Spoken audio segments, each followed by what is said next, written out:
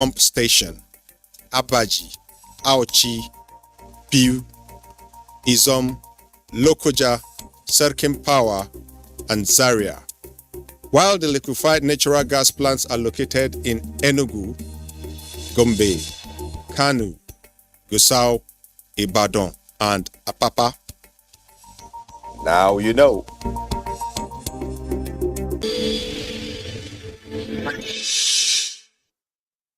Hello and welcome to Global Crude Oil Outlook. Oil prices rose on Monday after tumbling by more than $2 a barrel in the previous session as optimism over the Chinese economy outweighed concern over a global recession. China, the world's top crude oil importer, is experiencing its first of 3 expected waves of COVID-19 cases after Beijing relaxed mobility restrictions but plans to step up support for the economy in 2023. Despite a surge in COVID cases, optimism over the reopening of the Chinese economy and its accommodative policy improve oil's demand outlook, said CMC market analyst Tina Teng. Brent crude gained 82 cents or 1% to $79.86 a barrel. U.S. West Texas Intermediate WTI crude advanced by 60 cents or 0.8% to $74.89 a barrel. China's end to its zero COVID policy is breathing life into its aviation sector, with average jet fuel demand jumping by 75% in 2 weeks, according to satellite data company Kairos. Oil surged towards its record high of $147 a barrel earlier in the year after Russia invaded Ukraine, but has since unwound most of this year's gains as supply concerns were edged out by recession fears, which remain a drag on prices. The U.S. Federal Reserve and European Central Bank raised interest rates last week and promised more. The Bank of Japan, meanwhile, could shift its ultra-dovish stance when it meets on Monday and Tuesday. The prospect of further rate rises will hit economic growth in the new year and in doing so, curb demand for oil, said Stephen Brennock of oil broker PVM. Oil was also supported by the U.S. Energy Department, saying on Friday that it will begin repurchasing crude from the Strategic Petroleum Reserve, the first purchases since releasing a record 180 million barrels from the reserve this year. That's it on this segment of the program. I am Owigo Okolo. What do we do at NNPC?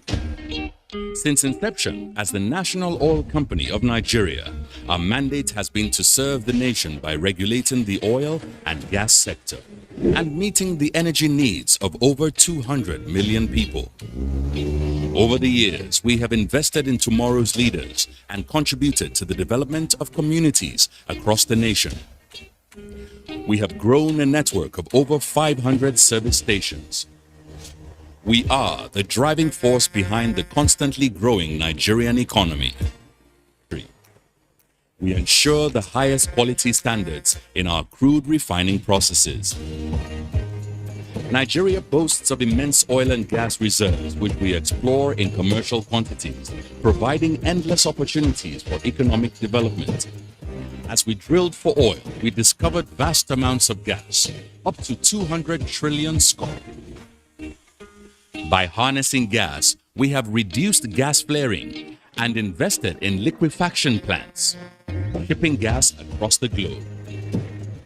Our energy footprint is remarkable.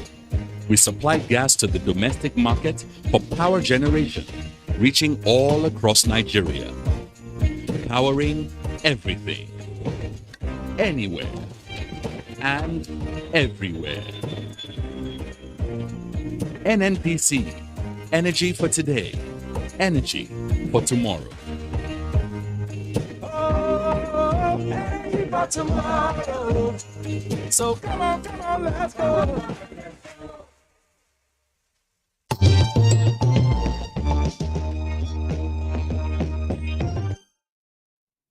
That's our package. Thanks for being part of it yet again. Keep our date next week. Bye-bye.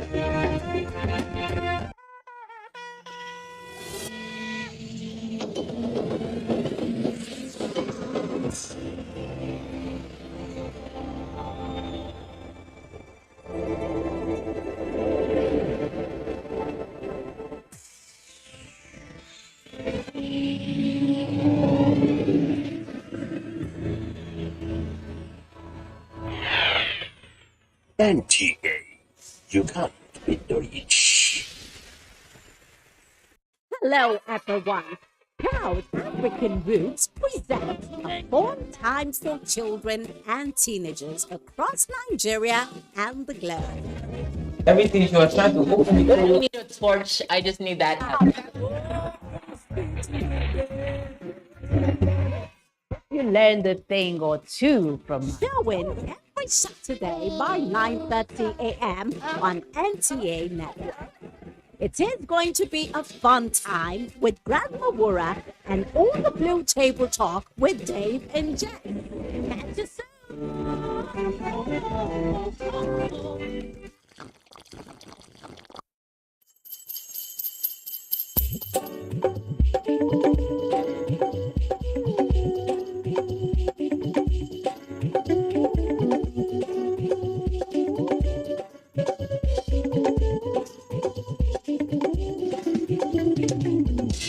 It's all in the air and it's all in my heart. The feeling of anticipation. Laughter songs and cheering out everywhere in celebration. Some go there fried chicken, some go there fried meat, some go there cook jollof. Me, I go shop potato with decorations everywhere, making it very pleasant. And a reason, turn your frown upside down. It's the season, and a reason to spread love and joy all around. And a happy new year. And a happy new year. And a happy new year. And a happy new year.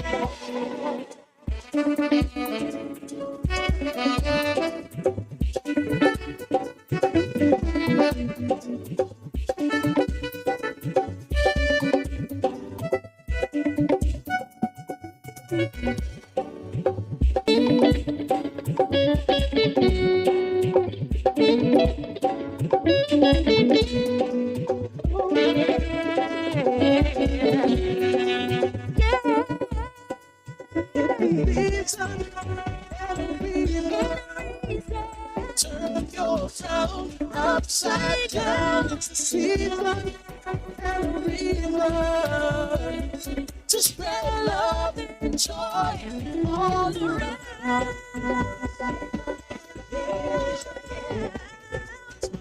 And a happy new year. And a happy new year. And a happy new year.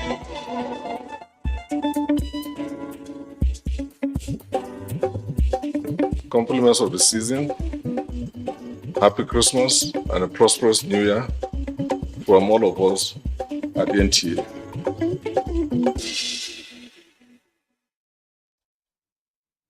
The day, 7 days a week. You can watch NTA International live on your TV, computer, iPad, tablet and phone.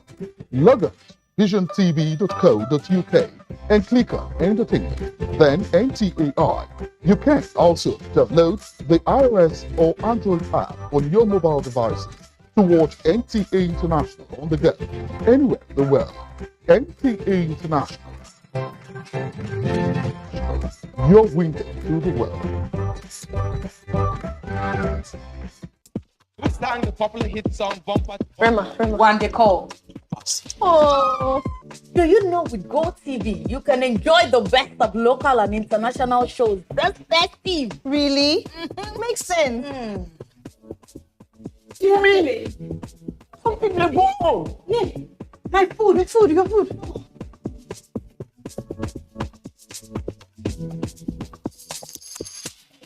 Shey you dey feel am? Yes, now. Bro, pay for any package this Festive and GoTV go upgrade you to a higher package. Wow. For this festive season, everybody go shine well because na bumper time we dey. Renew your subscription and get upgraded to a higher package. Dial star 288 hash to enjoy. Na better entertainment wey sure pass. GoTV, love it.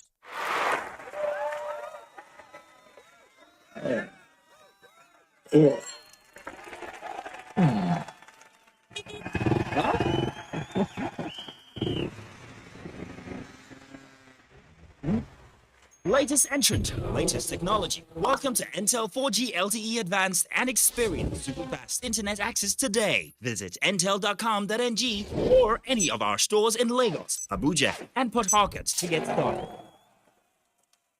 Intel. Live more.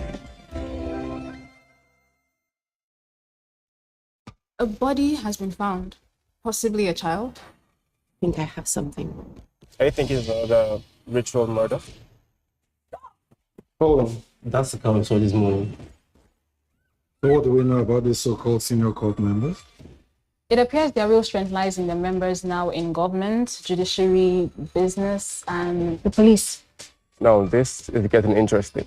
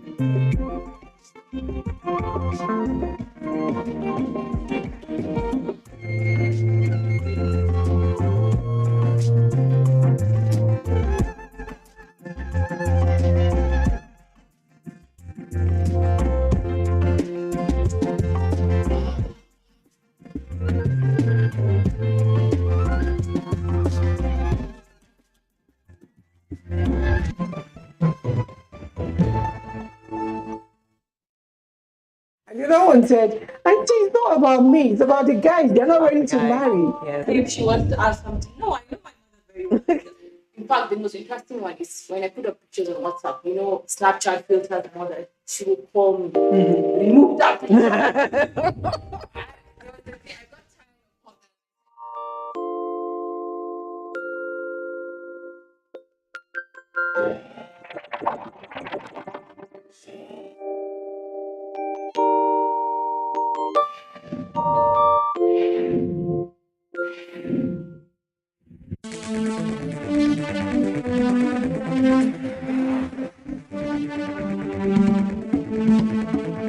NTA Tuesday Live, analytical, in-depth, educative, and interactive on national issues, accommodating all sides of opinions. We as a people have understood that we have to fight corruption before it fights us back. Poverty has a financial index, so it should be fought also with a financial weapon. Give it to the social investments program. It has been a very courageous battle. Tuesday Live, every Tuesday at 10:30 p.m. Join us. Agricultural Research Council. This is our research council, which is supervised.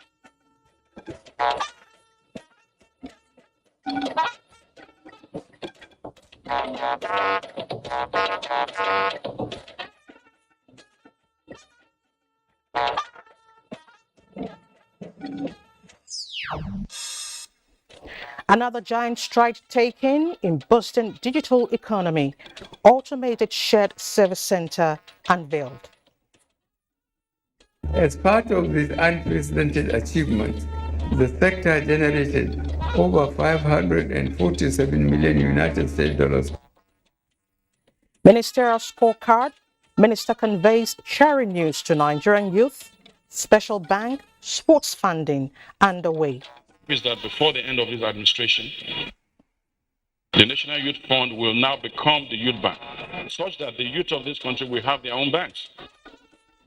New Naira notes CBN governor to appear before lawmakers.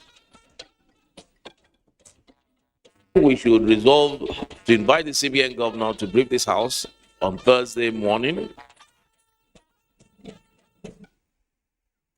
Hello and thanks for joining us on the Network News. I'm Elizabeth Omori. Atiola Akere joins us from Lagos. And do endeavor to follow this newscast live on our website nc.ng/live, as well as other social media platforms displayed on the screen. The full automated National Shared Services Center of the Galaxy Backbone has been unveiled in furtherance of the genuine efforts by the federal government towards developing a sustainable digital economy in Nigeria. President Muhammadu Buhari, who performed the ceremony alongside other key initiatives, described as impressive the giant strides achieved by the digital economy sector and urged stakeholders to keep up the good work. State House correspondent Adamu Sambo reports. Constructed and fully equipped with state-of-the-art facilities, the National Shared Services Center of the Galaxy Backbone houses, amongst others, data, cybersecurity operations, network data management, as well as call centers. It demonstrates the readiness of the Buhari administration to provide a one-stop shop for MDAs to interface with the citizens in a way that is swift, secure, and seamless. President Muhammadu Buhari also flagged off the cutting-edge digital skills training program for 6 million Nigerians sponsored by Microsoft and the federal government as part of efforts to make Nigeria the destination of choice for top digital talent. The president described as a thing of pride the giant strides as well as the unprecedented progress achieved by the federal government since the launch of the National Digital Economy Policy and Strategy for a Digital Nigeria in November last year. As part of these unprecedented achievements, the sector generated over 547 million United States dollars from the auctioning of the 5G spectrum alone. We increased our 4G base stations from 13,823 to 36,751, and this has increased the percentage of 4G coverage across the country from 23% to 77.52% from August 2019 to date. We have also followed this up with the rollout of 5G services. The president is also elated that the nation's digital identity enrollment has increased by about 63 million in 2 years, as well as the generation by the digital economy sector 594% of its revenue target from the 2019 baseline, describing them as global success stories. To ensure that the digital economy sector remains successful, and in order to reduce the burden on citizens, I recently approved the suspension of the proposed exercise duty in the telecom sector, as any initiative that will lead to hardship for the citizens will not be pursued. The Minister of Communications and Digital Economy, Professor Isa Ali Ibrahim Pantami, attributed the giant strides recorded by the digital economy sector to the unprecedented support as well as excellent supervision, guidance and leadership provided by the President. Only within your second term in office, you have set up 3 new records when it comes to the diversification of our economy by leveraging more on the knowledge-based economy. The quarterly contribution of ICT to our revenue generation in Nigeria was approximately 51 billion naira. As of today, based on an independent assessment, the quarterly contribution has catapulted to 418 billion naira. Earlier, the chief executive officers of the Galaxy Backbone, NITDA and NCC enumerated the achievements recorded by their respective organizations leveraging the digital economy initiatives, while President Muhammadu Buhari presented 5 and 3 million naira checks as seed funding to the global award-winning Nigerian startups at Giantex 2022 in Dubai. In Abuja, Adamu Sambu, NTA News. Meanwhile, the Minister of Defense, Bashir Magashi, is seeking more funding of satellite space projects to enhance operational activities of the Nigerian Armed Forces. This was contained in the minister's message at the inauguration of DelSat-1 and other projects at the headquarters of the Defense Space Administration at the Obasanjo Space Center, Lugbe, Abuja. Defense correspondent Ismail Musa tells us more. Satellite space and technology are key components of a modern military asset.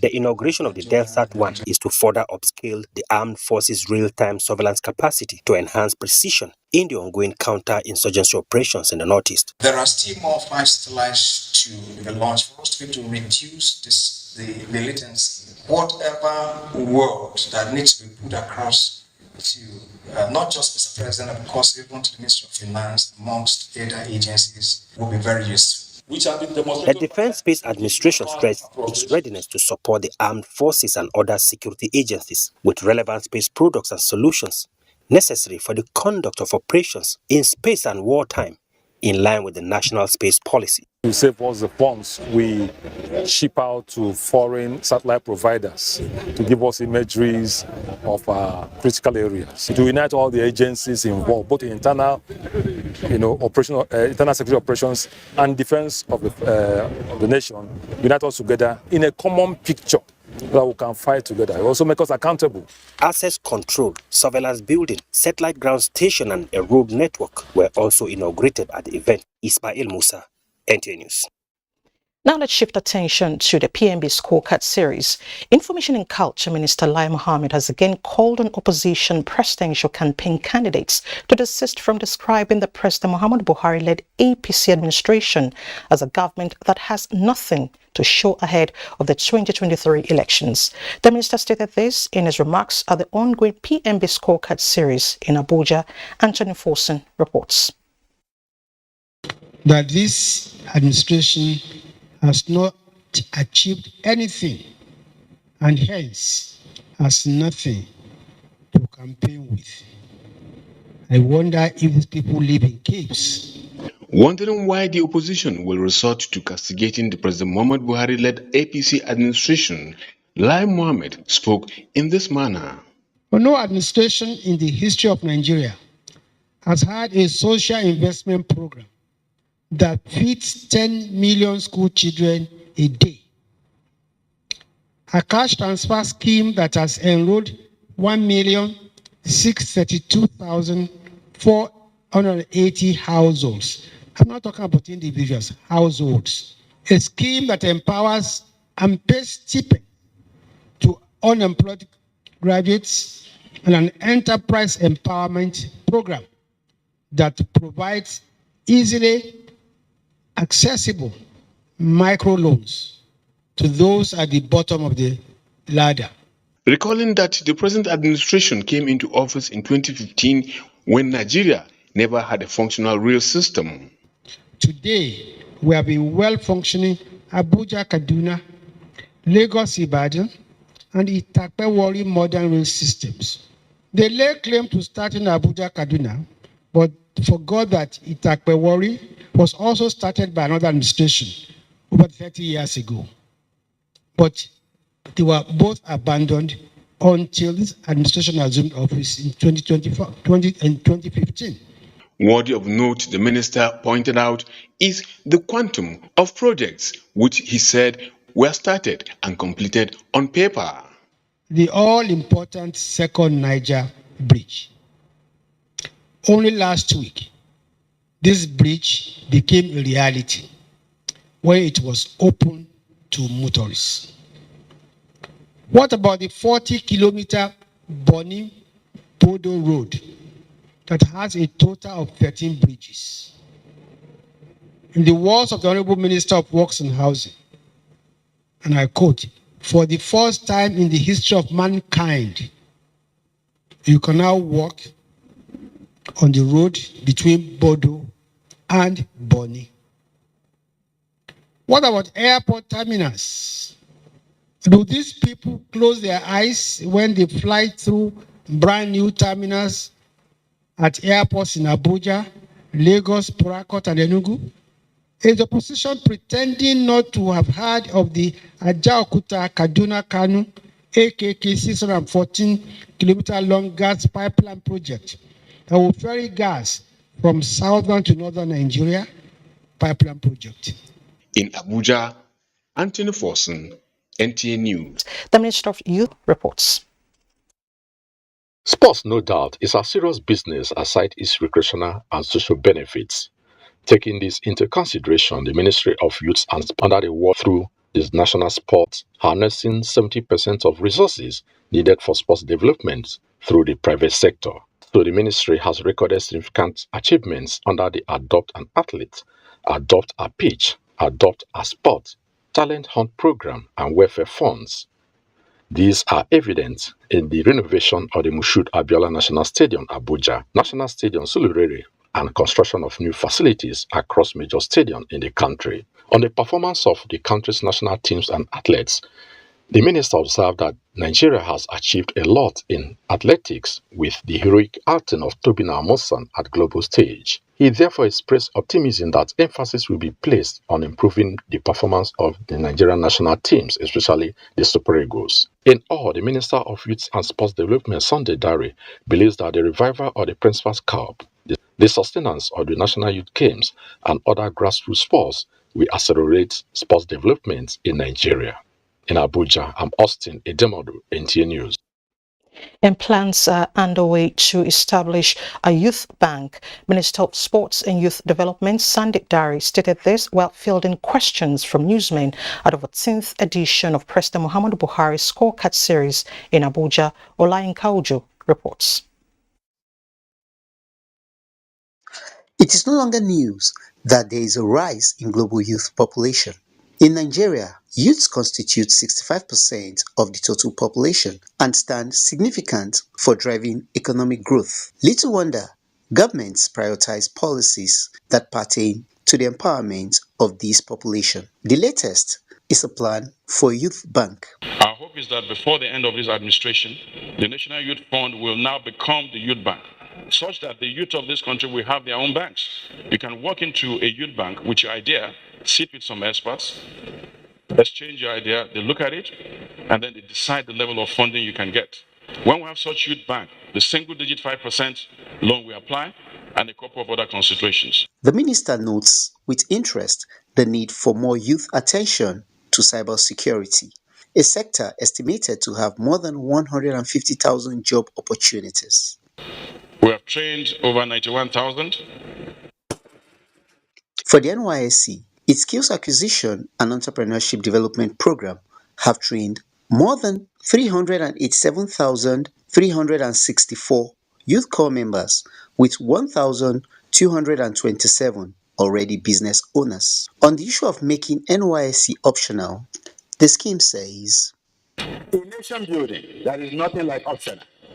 Do you select A, B, C to build a nation, and then you leave C, D, and so on? No.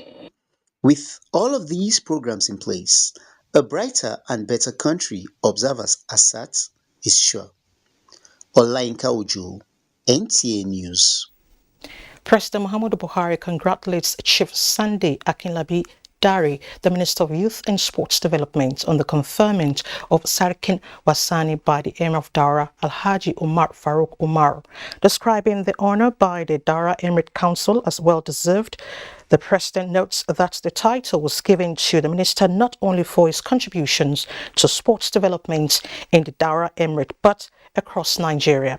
He commends Dare, who is also the Agbakin of Ogbomoso land, for spearheading spectacular achievements and accomplishments in the ministry, which helped shift the focus to sports as business and no longer mere recreation. You're watching the network news on NTA. Let's take a breather. More reports ahead. To stay with the NTA.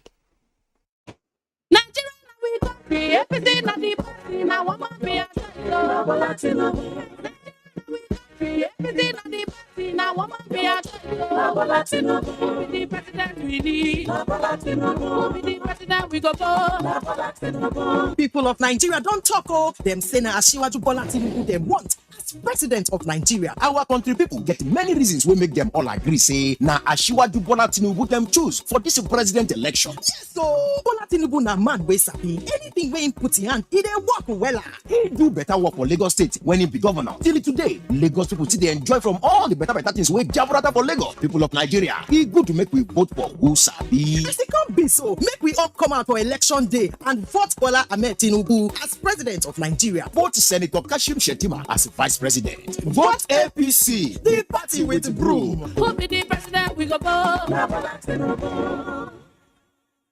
In line with the National Agency for Science and Engineering Infrastructure NASENI Act of 1992 and Presidential Executive Order 5, the President and Commander-in-Chief of the Armed Forces, Federal Republic of Nigeria, His Excellency President Muhammadu Buhari, GCFR, has approved the National Tractor and Heavy-Duty Machinery Recovery, Refurbishment and Redeployment Project as a partnership project between NASENI, the Nigerian Incentive-Based Risk-Sharing System for Agricultural Lending, NESA, as well as the Machine and Equipment Corporation Africa Limited, MEGA. NASENI hereby calls for submission of expression of interest to participate in the scheme by state governments or MBA.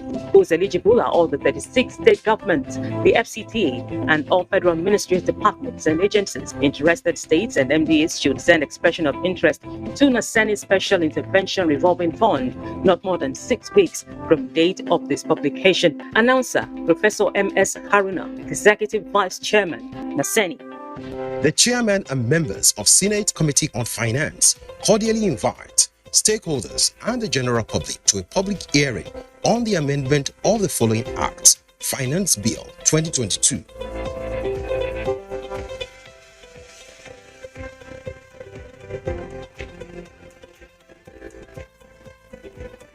The public hearing is scheduled to hold as follows. Date, Thursday, 22nd December 2022. Time, 11 a.m. Venue, Conference Hall 231, Senate New Building, National Assembly Complex, Abuja. Consequently, the underlisted stakeholders are expected to make presentation at the public hearing.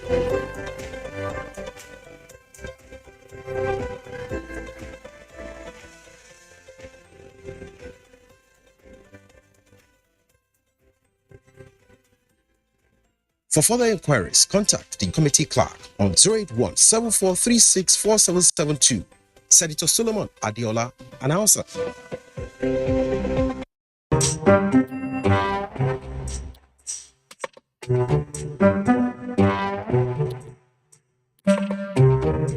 I'm about to serve better breakfast. If you're in Lagos, you need to see this.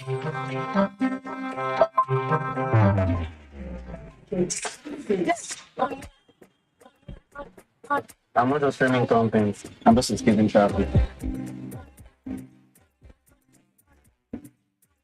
Get more data to enjoy exclusive content. Dial *141# now. Airtel, the smartphone network. The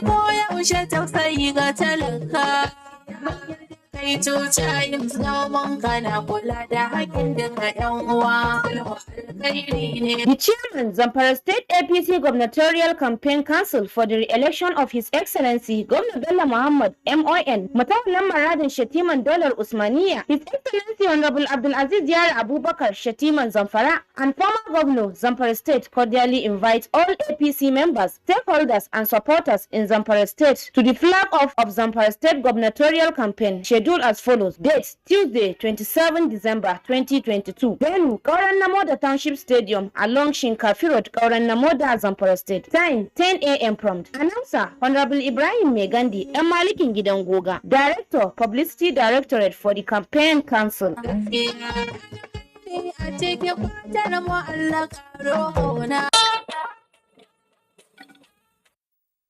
Thanks for staying with us. President Muhammad Buhari has stressed the need for religious leaders and organizations in the country to support federal government's efforts at enhancing national unity, stability and development by promoting religious tolerance, harmony and cohesion. This was while receiving members of an Islamic group led by Sheikh Mohammed Khalifa Niasse on a solidarity visit. State House correspondent Adamu Sambo reports. President Muhammadu Buhari told members of the Islamic group Jam'iyyatu Asaruddin, otherwise referred to as Tijaniya, that he valued so much the role played by its members in promoting peace and stability in Nigeria and across the continent. While calling for sustenance, the president also expressed formal appreciation to the group members for their fervent prayers for his administration and the country, saying he looks forward to returning to his ancestral home of Daura at the end of his tenure.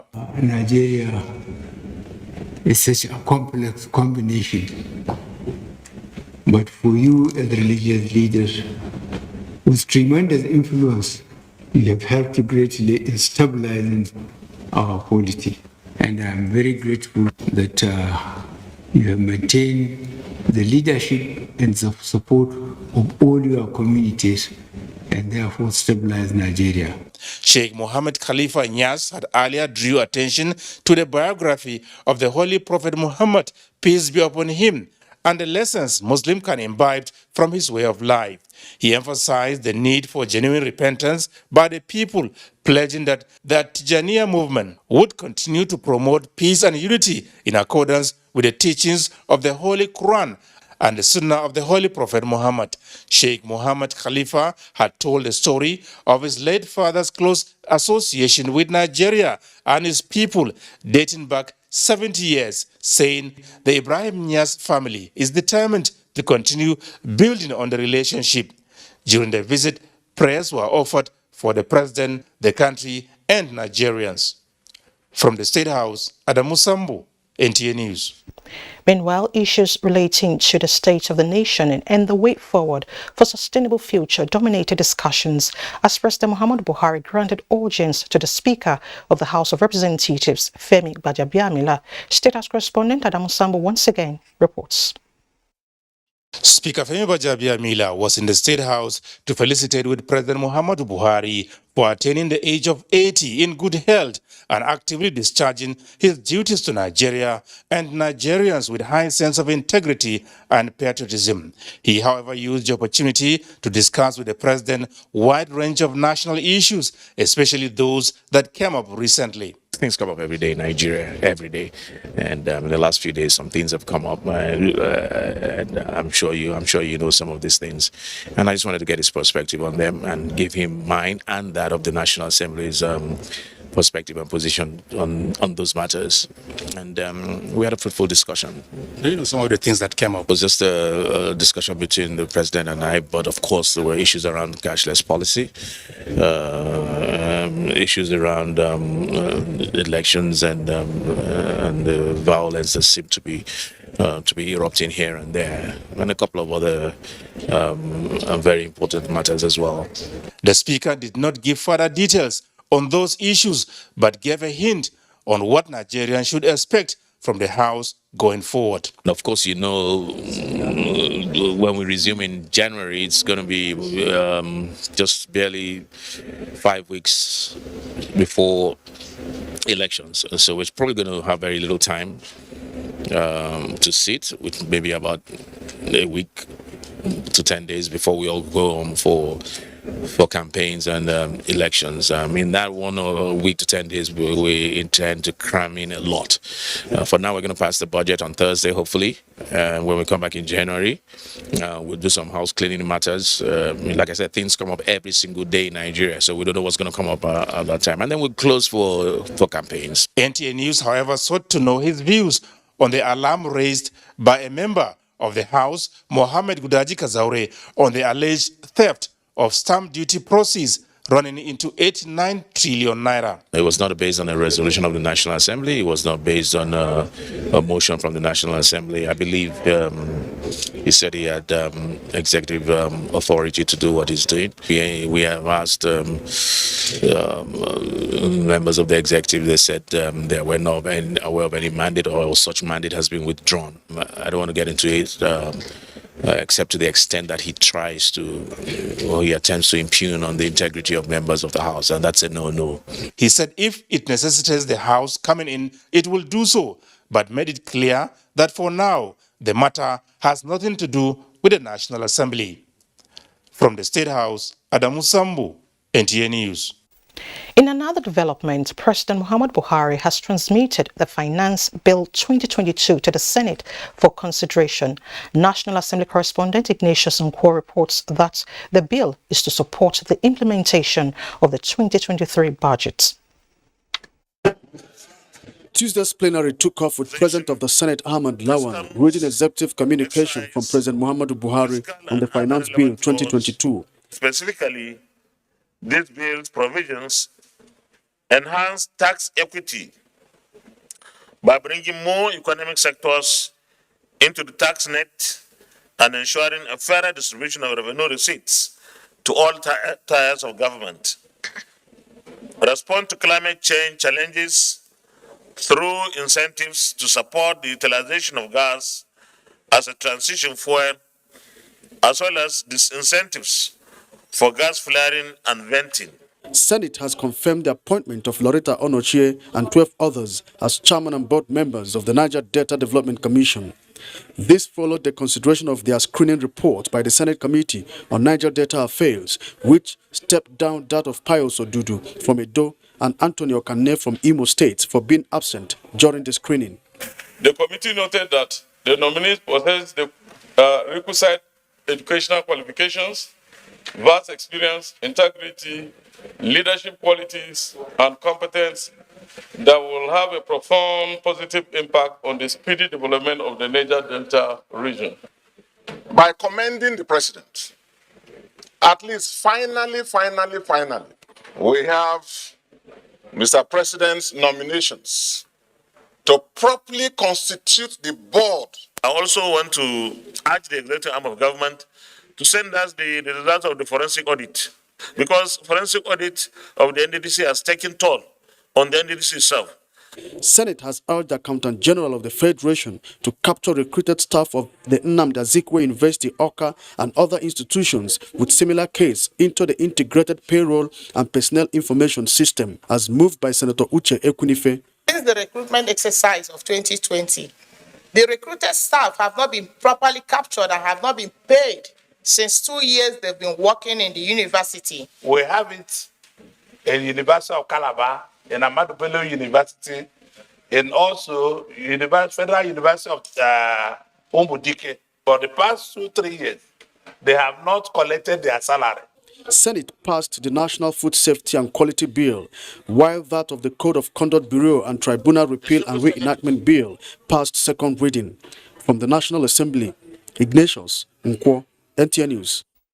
Still on financial matters, the House of Representatives has asked the Governor of the Central Bank of Nigeria, Godwin Emefiele, to unfailingly appear this week, Thursday, or delegate a capable official of the bank to brief the House on the newly rolled out cashless policy and redesign of the Naira notes. National Assembly correspondent Lami Ali reports that the House took this decision after receiving a second letter from the CBN explaining the governor's inability to appear.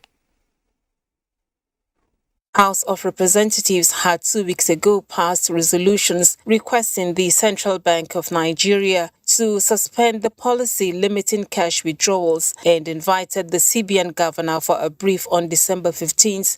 The meeting was rescheduled to December 20th as he was out of the country. A second letter has been communicated to the House from the CBN explaining the governor's absence. The House in the interim had taken a position. The issue of him coming was just to fulfill all righteousness. No, sir. The issue of him coming is in compliance with the law. Yeah, compliance with the law. But we had already passed a resolution asking him to suspend the implementation of that policy. Give the man another chance to come. And when he comes, all these questions can be raised. I believe Nigerians will be convinced. And those of us who are here foot soldiers of Nigerian people, will take the right decision on behalf of our people. And we are thinking of another date, Thursday. Are we sure that it's going to be available this very Thursday? In fairness, at the time the invitation went out, he was already out of the country officially. We will be requesting to find out what that official assignment is that will keep the CBN governor away for almost 2 weeks.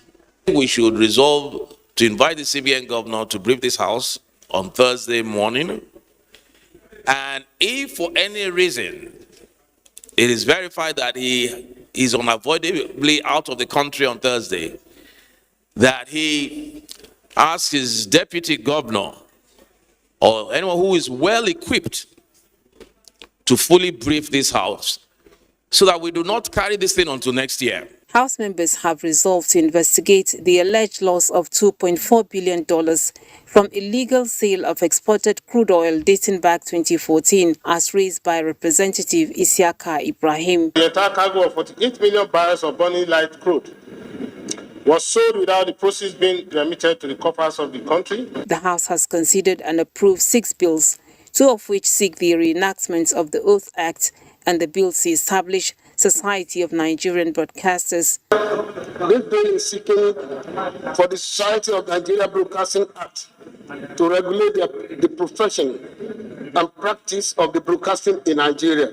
16 bills were read the third time and passed. Meanwhile, President Muhammadu Buhari has communicated the House seeking consideration and approval of the finance bill to support the implementation of the 2023 budget from the National Assembly. Lami Ali, NTA News.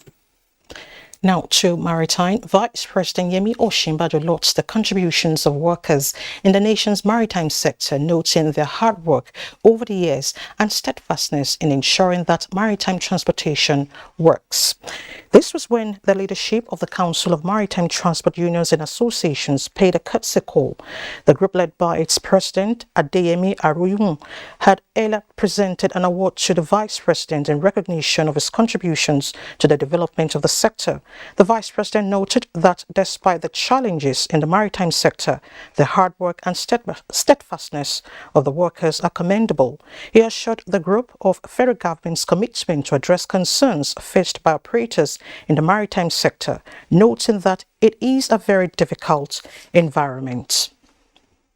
Now let's talk politics and elections. Ahead of February 25th and March 11, 2023 general elections, INEC has signed reversed Memorandum of Understanding with 3 transport unions for the distribution of electoral materials.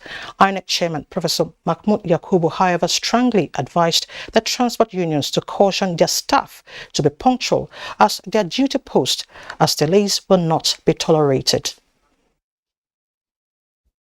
The 2023 general election will involve a nationwide deployment of over 1 million personnel and massive quantities of materials, not just once, but twice within a period of 2 weeks. The Commission will require over 100,000 vehicles and about 4,200 boats. This is a huge undertaking that must be accomplished in the next 66 days. It is our expectation that the leadership of the unions will effectively supervise their members in the various chapters and branches for the full implementation of the MOU. We believe it's a national assignment, and we believe our members have the capacity to deliver on this national assignment. And this is not the first time we're into it. You know, we've had the experience over time, and I believe our members are better ready, much more than any other time. The All Progressives Congress presidential candidate Bola Tinubu has assured Nigerians and stakeholders of the party from the South region that he would lead Nigeria to build better and stronger, even in difficult times, if elected next president. Tinubu, who was in Calabar at a town hall meeting with party stakeholders on national transformation, promised to work towards industrialization while also focusing on the production of goods and services across the country. Tinubu said primary and secondary industrial hubs would be created across geopolitical zones of the country. In the statement by Tunde Rahman of the Tinubu Media Office, the DG of APC Presidential Campaign Council, Governor Lalong, assured the people that Asiwaju Tinubu has the capacity to provide the leadership that will create prosperity for all Nigerians. The event was attended by the vice presidential candidate, Kashim Shettima, governors, ministers, and other party stalwarts. Meanwhile, the presidential candidate of the People's Democratic Party, Alhaji Atiku Abubakar, says he will open borders for businesses and trade to pick up again while addressing the challenges of insecurity if elected president in 2023. Addressing supporters at the Muhammadu Diko Stadium in Katsina State, the former vice president said coming to the state was homecoming. Correspondent Onutu Yakubu tells us more. Supporters of the People's Democratic Party at the Muhammadu Diko Stadium in Katsina State capital thronged the venue in their numbers, showing support for the presidential candidate, Atiku Abubakar, who was accompanied by his running mate and other top officials of the party. Atiku Abubakar says, for Katsina to regain its glorious past, he will give security attention, open up the borders, enhance agriculture and businesses to boost fortunes of the state. Let me remind the people of Katsina that whatever development you see in Katsina today, from this state to our universities, to our road infrastructure in Katsina metropolis and around the area, every development was undertaken by the PDP government. National chairman of the party, Senator Iyocha Ayu, received over 70,000 decampees to the PDP fold in the state, led by immediate past secretary to Katsina state government. We hope Katsina state will be the first state that will give Abubakar Atiku need board. Nigeria will be better again because with Atiku Abubakar from next year, there shall be no more hunger in the land. He's a businessman. He's not the kind of person that will tell you do what I say. He will tell you do what I do. The national chairman and other party leaders appreciated the turnout of supporters and urged them to close ranks to ensure victory for the party come February 2023. From Katsina, Onotu Yakubu, NTA News. The presidential candidate of the Labour Party, Peter Obi, says he's prepared to create wealth for Nigerians and build a security architecture that will be stronger and more beneficial to Nigerians. He was speaking at the Labour Party presidential campaign in Uyo, Akwa Ibom State. Clement Barakwi reports. The Labour Party presidential campaign rally was like a homecoming for Mr. Peter Obi, who is an in-law to Akwa Ibom State. Mr. Peter Obi, flanked by his wife, promised to address the environmental challenges in the Niger Delta, create the enabling environment for all states and regions in the country to become economically viable and independent if elected president. He insists Nigeria has gone beyond voting along tribal or religious lines. Our first priority is to secure Nigeria. We will provide security. We want to make Nigeria to work again. Nigeria is possible with you. Our children will be able to go to school and come back and have jobs. And women will be able to have what to do. Democracy has the best features of giving the citizens the opportunity to vote and sack those who have not done well. Peter Obi and that is the workers' project. With Mr. Peter Obi, also strike is the Ogun issue. The rally featured presentation of flag to the Labour Party governorship candidate in Akwa Ibom State. In Uyo, Clement Barakwi, NTA News. Meanwhile, the Director General of Labour Party Presidential Campaign Council, Doyin Okokwe, has resigned his appointment after being sentenced by an Abuja Federal High Court for violating financial regulations. In a statement he addressed to the presidential candidate of the party, Doyin Okokwe said he has invested so much into the campaign and cannot allow his personal travail becomes a source of distraction. He said considering the circumstances, he has decided to step aside and urged Mr. Peter Obi to appoint a campaign DG who will continue with the assignment with zero distraction. Doyin Okokwe opted to pay the option of fine after he was sentenced to 2 years in prison. The party is yet to make any official statement on his resignation. You're still watching the network news on NTA. It's time to head to Lagos, where Adeola is standing by with some reports. Hello, Adeola. Rigorous journey and dangerous experiences through the deserts, seas and forests in an attempt to seek in greener pastures abroad. The hopes of victims of illegal migration and trafficking is truly not dashed, as the promised help by the federal government has finally come their way. Lynn Leneke reports that another batch of survivors have been empowered with skills as part of rehabilitation and reintegration plan of a national agency for the prohibition of trafficking in persons, NAPTIP. The National Agency for the Prohibition of Trafficking in Persons, NAPTIP in Lagos, has in 2022 alone secured 11 convictions of human traffickers and has so far provided services to 6,154 victims. Kabirat Olawode is one of the 15 survivors who benefits from the latest intervention program of the government through the National Agency for the Prohibition of Trafficking in Persons, NAPTIP. I would like to advise anybody that wanted to travel not to dare it at all, because dare suffering is too much. For the rest of the victims, this gesture is a starting point for their survival. I really appreciate their support, the money, the machine. I gained something from here about the empowerment program. I was able to participate and I really gained a lot. Zonal Commander NAPTIP Lagos says the idea is to encourage more young Nigerians to look inward and better their lot rather than embark on a deadly journey across the shores. For somebody to come and tell you that they want to help you, they have to the guys of helping you and they exploit you, NAPTIP is saying no to that. The empowerment program, which spanned 6 months to 1 year, covered different vocations like hairdressing, fashion designing, bead making, among other trade for victims sheltered by the agency. In Lagos, Lynn Leneke, NTA News. With a 54% Nigerian local content recorded for year 2022, the Nigerian Content Monitoring and Development Board has already surpassed its 42% projection for the year. To sustain this trajectory, particularly in the area of promoting gas utilization in the country, the capacity of the media, regarded as one of its key enablers, must be enhanced.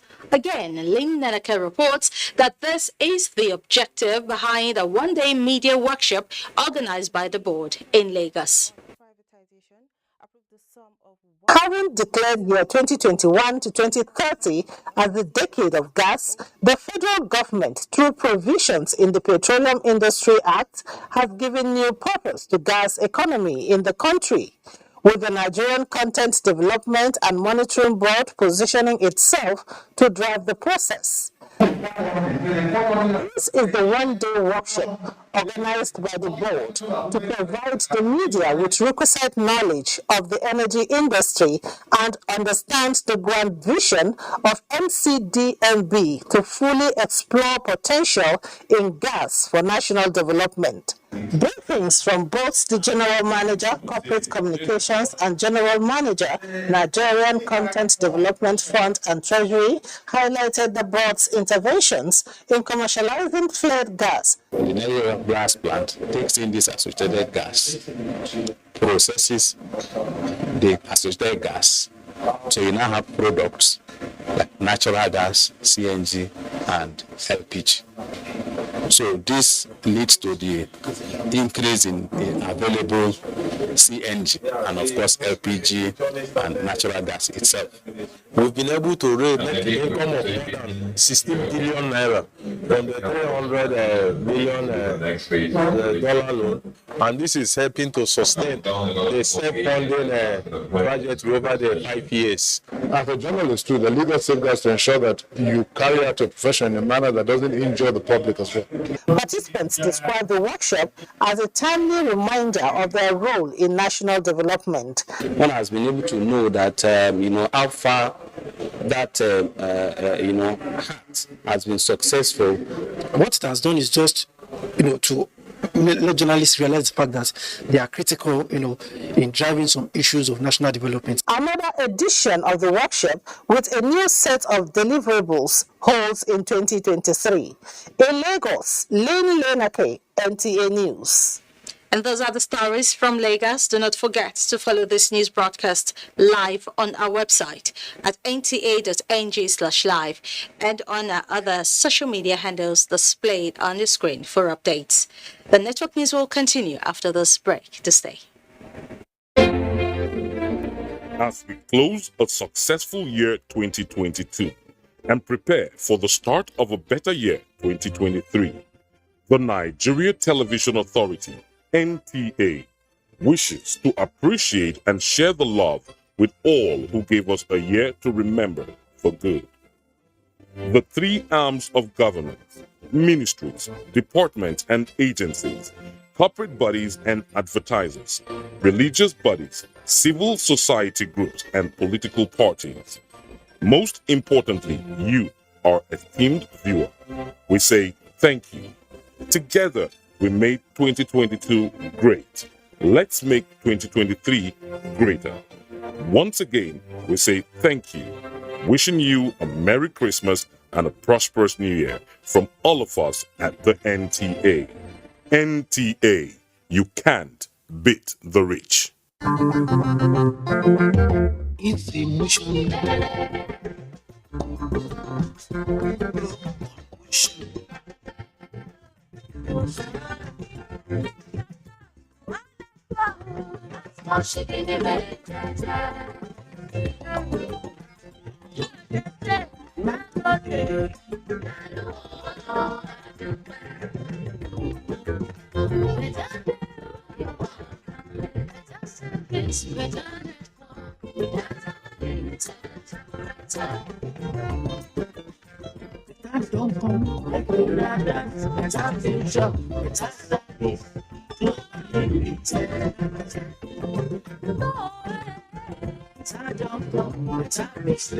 Nigeria, for Africa, and the world,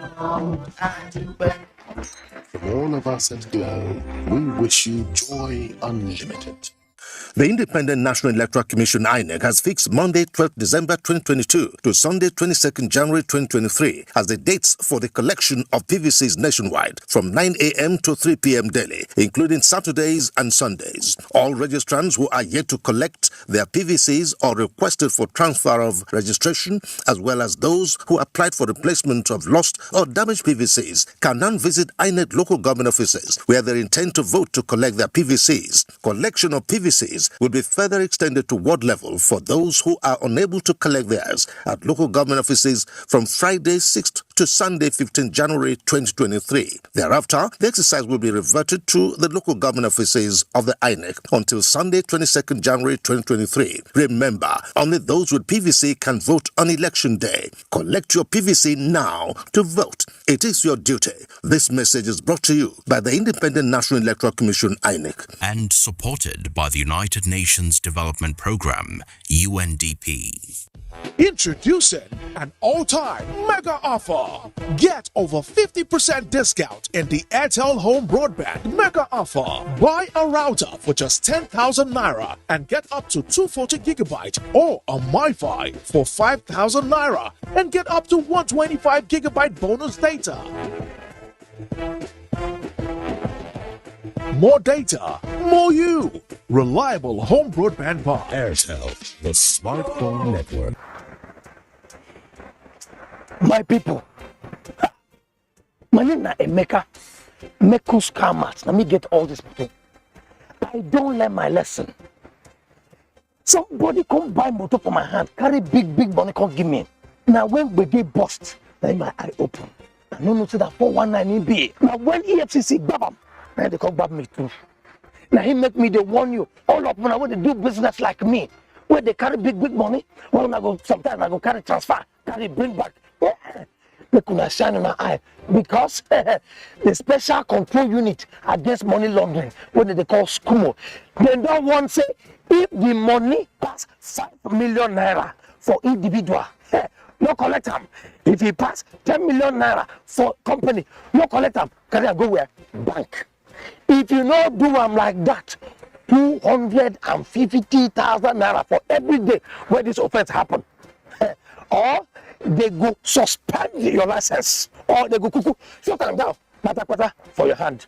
No talk say, I know 1 year. This message is from the Economic and Financial Crimes Commission, EFCC. Oh, what fun it is to win in the Lush Hair Braids to Millions promo. Christmas came early. Everyone is a winner in the Lush Hair Braids to Millions promo. Get free 100 megabytes MTN data and a chance to win 1 million naira, a car, generator, and other amazing prizes. Simply buy Lush Hair Wow, Ready, Jumbo, or Mega Braids pack. Open the pack flap, SMS your unique PIN to 38353. Hurry now. Terms and conditions apply.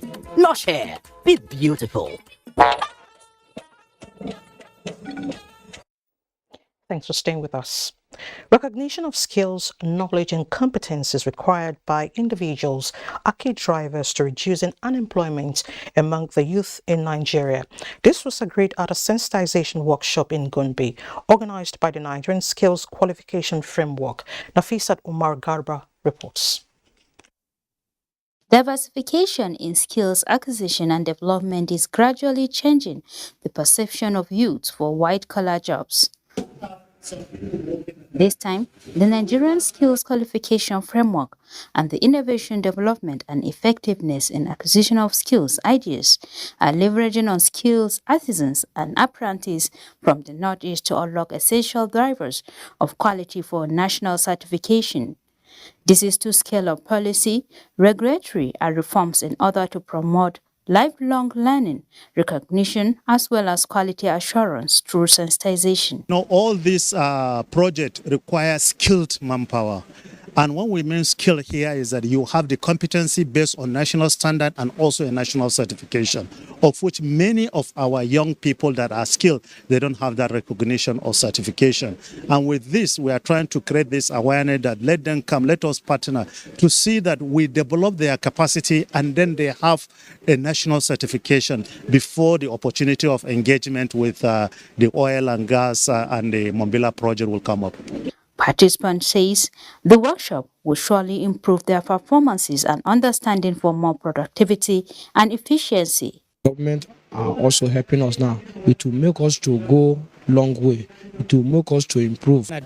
When you have the national certification, it will give us more value in the labor market to compete favorably with our counterparts. It is also believed that at the end of the workshop, participants will understand the role of developing competency standard for qualifications. Nefisa Umar Garba, NTA News. It's time to talk business, and coming from the more than $10 billion US investment deals signed at the just concluded US-Africa Leadership and Business Summit by Nigeria, an investment expert is of the view that more domestic investment in country will boost confidence of foreign investors. For instance, if they want to invest in a particular sector, at times they'll ask which Nigerians are investing in that sector. If that sector is that good, we want to see the Nigerians that have first of all taken advantage of that sector. And so it's very, very important that we get Nigerians to invest in their own country. Beyond that, these opportunities are there for everyone. So we want a situation that is balanced, where we have foreign investors investing in Nigeria and then Nigerians investing in their own country. Look at the markets in line with the expectations of some market watchers. The market closed flat in today's trading session on the exchange. A total of 100.09 million shares in 3,186 deals, corresponding to a market value of 1.295 billion naira, were traded. Compared with previous trading day, Monday, today's data shows 30% improvement in volume, 2% decline in turnover, and 2% decline in deals. The current market capitalization is 26.9 trillion naira. Guaranteed Trust Holding recorded the highest volume of 16.4 million traded shares, followed by Hallmark Insurance and United Bank for Africa. That is business news. Network news continues after this break. Committed to the unity of our great country, Nigeria. Let us support our armed forces. Let us stand together with them. Let us stand for them. Our symbol of unity, The gallant men and women of the armed forces on land, air, and sea, who have continuously put their life on the line, protecting our lives, humanity, and nation. Let us join them and stick together as one, irrespective of Our misunderstanding, be it political, cultural, or ideological. Our uniqueness is our oneness. Our strength is our diversity. Let us stand by, stand with, and support our armed forces to keep this nation together. Nigeria is my own. Nigeria is your own. Nigeria is our own.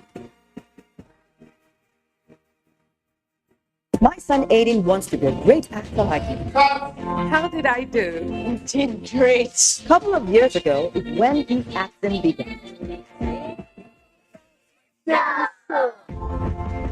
Think you can play? Yes. Yeah. I take him to audition and give him Twisco, our family favorite. With the right support, my boy is going to be a great actor. You got the role. Give your kids Twisco to support their big dream. Twisco, power your dream. A body has been found, possibly a child. I think I have something. I think it's another ritual murder. Oh, that's coming for this morning.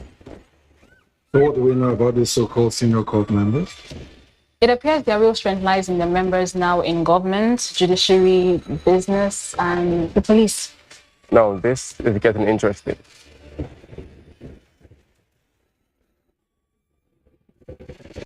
Fun it is to win in the Lush Hair Braids to Millions promo. Christmas came early. Everyone is a winner in the Lush Hair Braids to Millions promo. Get free 100 megabytes MTN data and a chance to win 1 million naira, a car, generator, and other amazing prizes. Simply buy Lush Hair Wow, Ready, Jumbo, or Mega Braids Pack. Open the pack flap, SMS your unique PIN to 38353. Hurry now. Terms and conditions apply.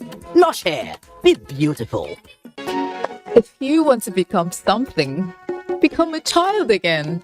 Why be a patient? If you must worry, then worry about winning. Why worry about germs? When you come home, bring tales and stories. Why bring in germs? Shield your families from germs. When Dettol is a part of every household bucket, then you and your family can stay protected from up to 100 illness-causing germs. Everyday use of Dettol keeps my loved ones protected. Who sang the popular hit song Bumper? Rema. One they call. Oh, do you know with GoTV, you can enjoy the best of local and international shows this festive? Really? Makes sense. Yeah. Really? Something they go. Yeah. My food, your food.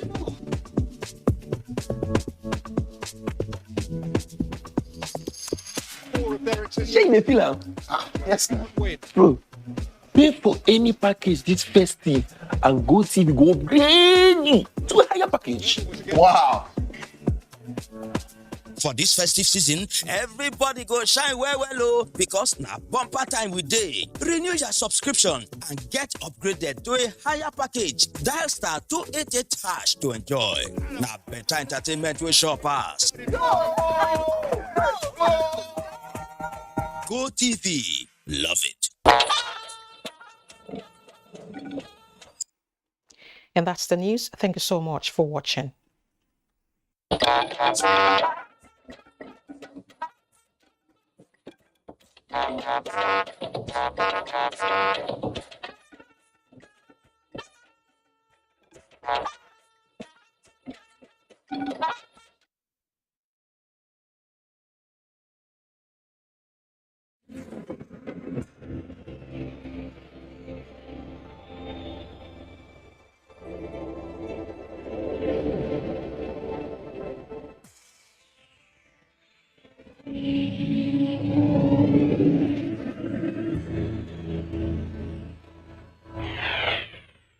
NTA, you can't beat the rich.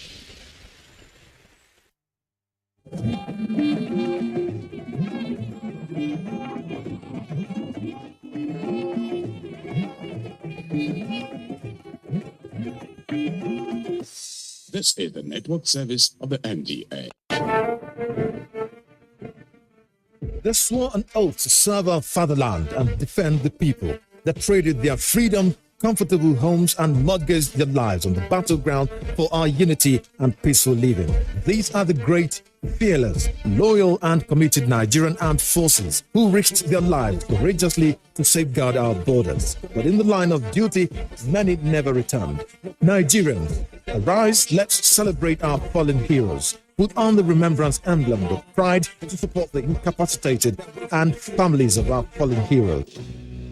The occasion gives cause for reflection and reminds us of the sacrifice made by our armed forces in preserving the unity of the country. All ministries, parastatals, religious and corporate bodies to donate generously to the Emblem Appeal Launch. Send your donations to this account. Account name, Emblem Appeal Launch. Account number 393-200-7526. EcoBank Nigeria PLC. The Ministry of Police Affairs under my watch has been instrumental to strengthening the Nigerian police force to tackle challenges in the internal security architecture of the nation. To effectively achieve its mandate to protect lives and property within Nigeria, the Nigerian police have deployed operational intelligence and the ICT-based apparatus to tackle and stem the tide of crime and criminality.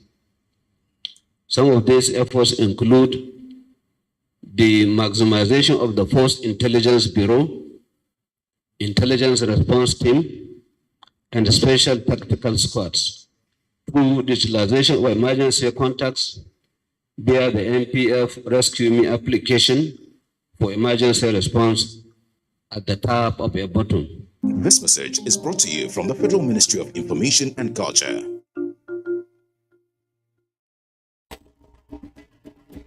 To every politician, as the campaigns gain momentum and passions begin to rise, remember, the errors of your opponents do not make you a success. Do not run down your opponent and inflame passions to violence between and among your supporters. What counts is what you plan to do for the electorate and how you intend to relieve the sufferings and bring succor. Nigeria is in dire need of patriotic leaders at all levels, leaders who will make national development their priority. Concentrate on telling the electorate what you intend to do when you get into office.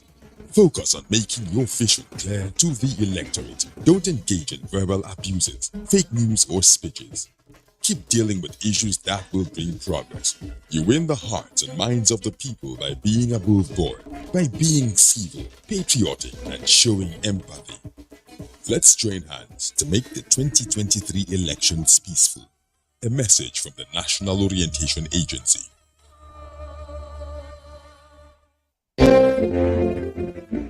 As we close a successful year 2022 and prepare for the start of a better year 2023, the Nigeria Television Authority, NTA, wishes to appreciate and share the love with all who gave us a year to remember for good. The three arms of government, ministries, departments and agencies, corporate bodies and advertisers, religious bodies, civil society groups and political parties.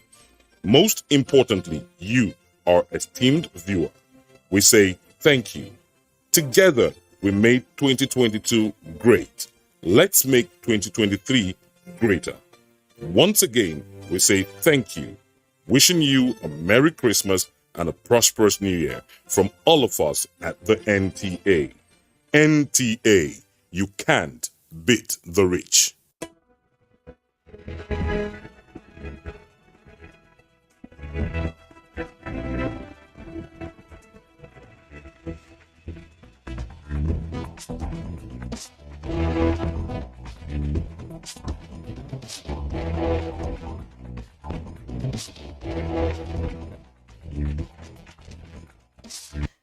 It is always a pleasure to have you join us on Dateline 360. I am Omotola Omojola.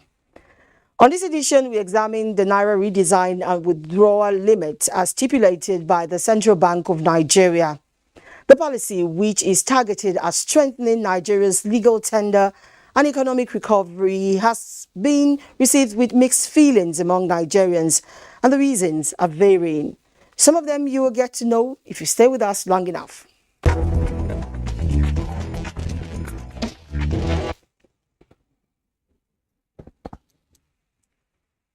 Okay. For a lot of young adults in Nigeria, this is the first time they're experiencing a currency redesign. But do you know that the Naira has metamorphosed a number of times since it came into existence? What was the legal tender before the Naira? Leah Katung Babatunde, in our first feature, traces the history of Nigeria's currency and how we got here.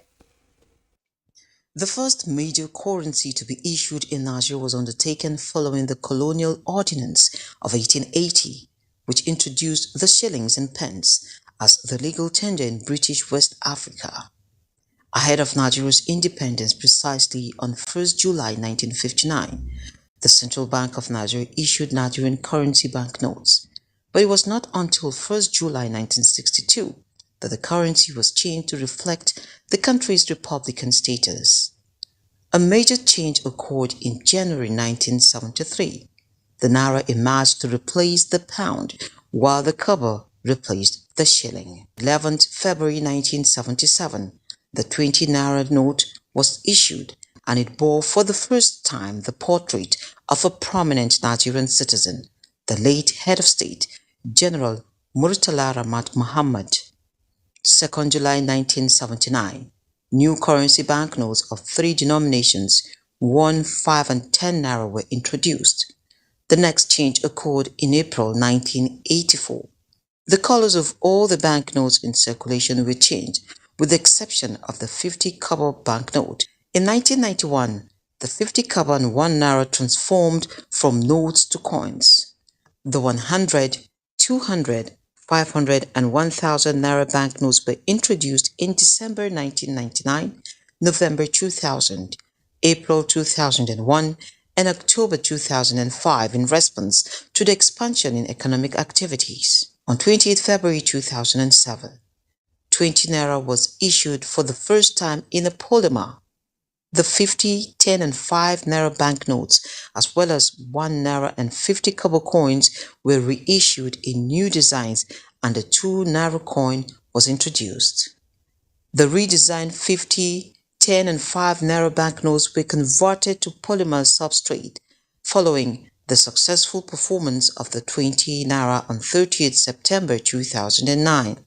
In commemorating the 50th anniversary of Nigeria's independence, the CBN issued the 50 Naira commemorative polymer banknote on the 29th of September 2010, while the 100 Naira commemorative note issued on the 19th of December 2014 was to mark 100 years of Nigeria's existence as a nation. It's 17 years since they did any of such redesigning. And of course, if you wait that long, then counterfeiters and other criminal elements would have mastered your currency.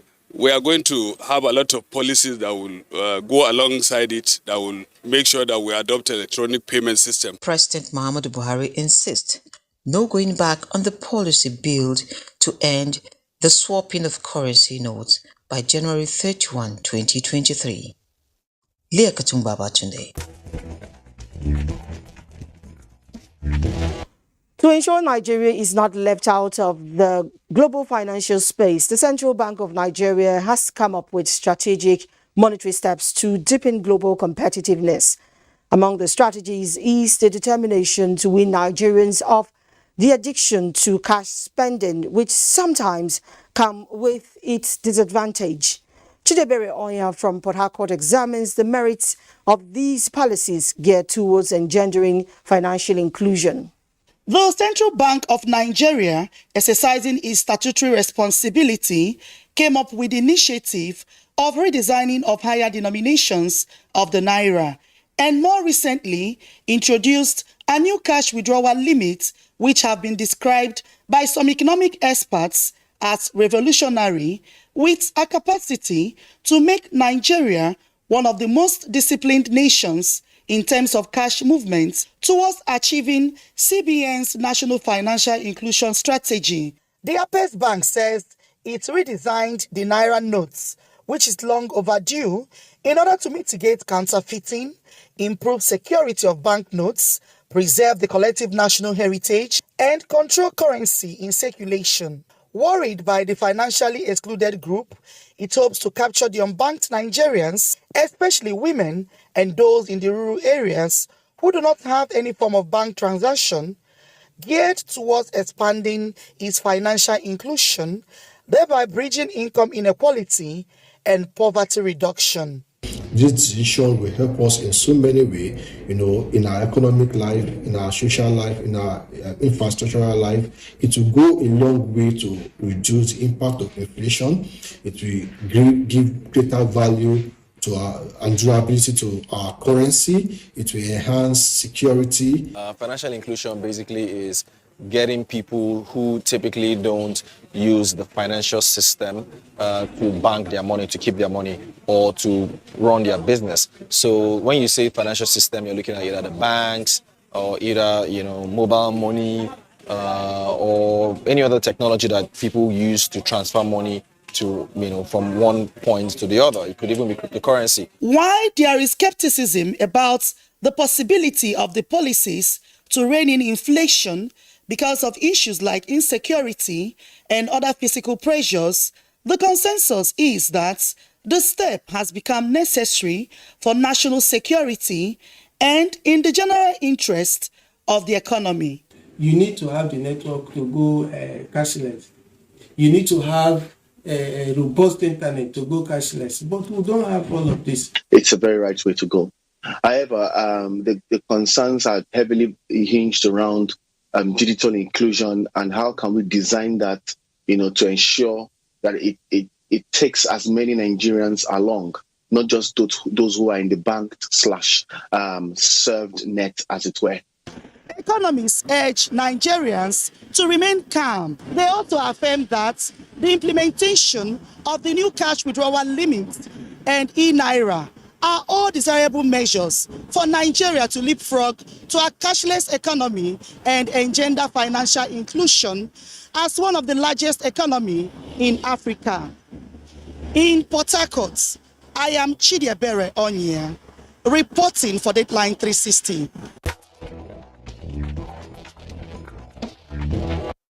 Now that some Naira notes have been redesigned and reissued, attention is now on accessibility to the currency.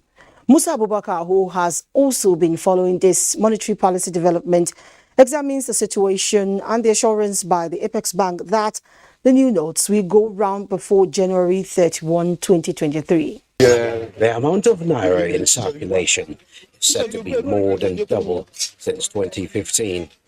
But 2.73 trillion out of 3.23 trillion Naira was discovered to be outside the country's commercial bank's vault. Significant hoarding of banknotes by members of the public, with statistics showing that over 85% of currency in circulation are outside the vaults of our commercial banks. The Naira was last printed 20 years ago, as against every 5 to 8 years. This, CBN said, had led to worsening shortage of clean and fit banknotes and increased risk to financial stability.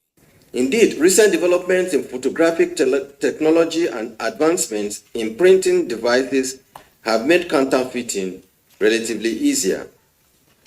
In recent years, the CBN has recorded significantly higher rates of counterfeiting, especially at the higher denominations of 500 and 1,000 Naira notes, banknotes. At this special briefing of the CBN, the governor unveils plans to redesign and reissue 200, 500 and 1,000 Naira notes. The new Naira notes, which have been welcomed by many, have a new look and improved security features. It's a welcome development. It's a new horizon. It's what Nigeria has been longing for. Checkmate some circulation of money, excess circulation of money, so it can curtail some excess spending. 100. The green color is looking like a foreign currency. Okay, how about 200 and 1,000? 200 is good, but the 1,000 is looking somehow. The move is expected to deepen the drive to entrench cashless policy, promote financial inclusion amongst the unbanked populace, as well as reduce counterfeit. A position that's based on ignorance and a refusal to migrate onto a new platform does not constitute an argument against what is good. The cow seller who wants money is less at risk when he migrates onto the digital platform. He's come there probably with 15 cows, he's finished selling them, he's carrying a couple of millions up and down. That extra luggage he doesn't have to carry. The money is secure. So it presents an opportunity for what you might call compulsory crash program on financial management. So yeah, you will have that in the market, but they will have no choice. That it will impact them, particularly those who do not have bank accounts.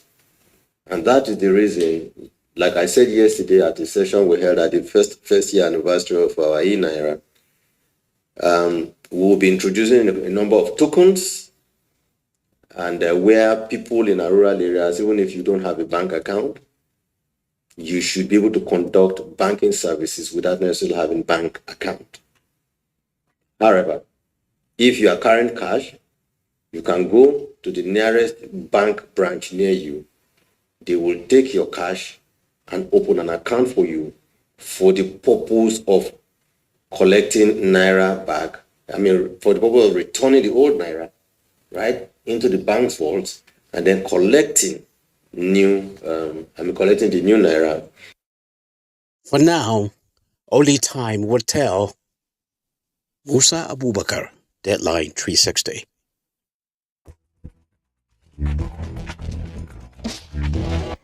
The policy has only been with us for a bit, but the impact appears far-reaching.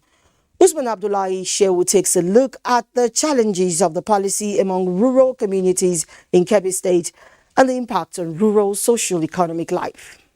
Kebbi State, an agrarian state with the population of about 4 million people, and the mostly educated are living in the bigger towns, the state capital in particular. Male gender represents about 1.6 million, which is 49%. The females covered 1.7 million, translating to 51% of the total population. The recent federal government policy on redesigning some Naira notes and the daily withdrawal limits will have its effect on the populace in the state, according to many. The idea of withdrawing 20,000 Naira for a day, for me, is fantastically okay. The issue of printing money is quite costlier than the money itself. So why are we deceiving ourselves?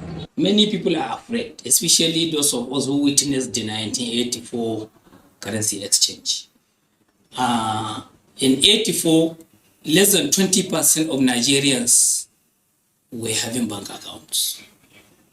Unlike now, where civil servants, every civil servant is maintaining an account. Bringing Kebbi as the state capital and the headquarters of one of the 4 existing emirates in the state, the Gwandu Emirate, enjoys the advantage of having 18 banks branches presence. Yauri town of Yauri Emirate with only 3 banks, while Zuru has 2 banks and Argungu with a single functional bank. Jega is considered to be a commercial center in the state, enjoys the luxury of 3 functional banks, while several local government areas headquarters, including Bunza, Kalgo, Suru, don't even know what a bank looks like. In the state, numerous POS machines scattered across towns have replaced several ATM machines that have been displayed at the bank's premises for decoration. Some people who spoke said an agrarian community with limited banks, limited period to recall the money, and withdrawal limit, a lot is expected. Most of the banks, I'm coming from 2 to 3 banks, I've checked Access Bank and UBA. Most of the banks, they don't have funds.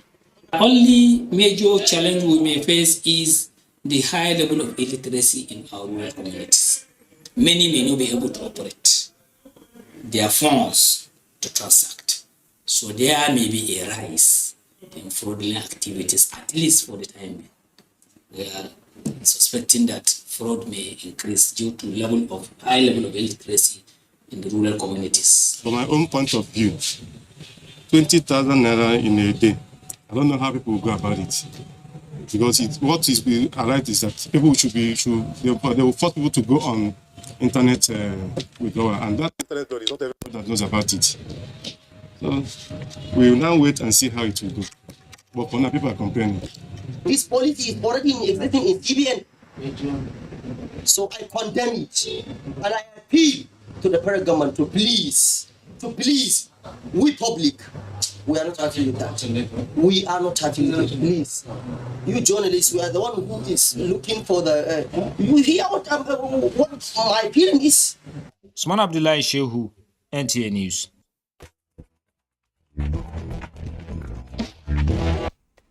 And from Kebbi, we go to Kaba in Kogi State, where Jonathan Omajeli observes that inadequate physical banks and poor services are among factors hampering seamless operation of the cashless policy in rural areas, which is a core principle of financial inclusion. His engagement with residents of the town and the challenges, as well as the way forward, is next.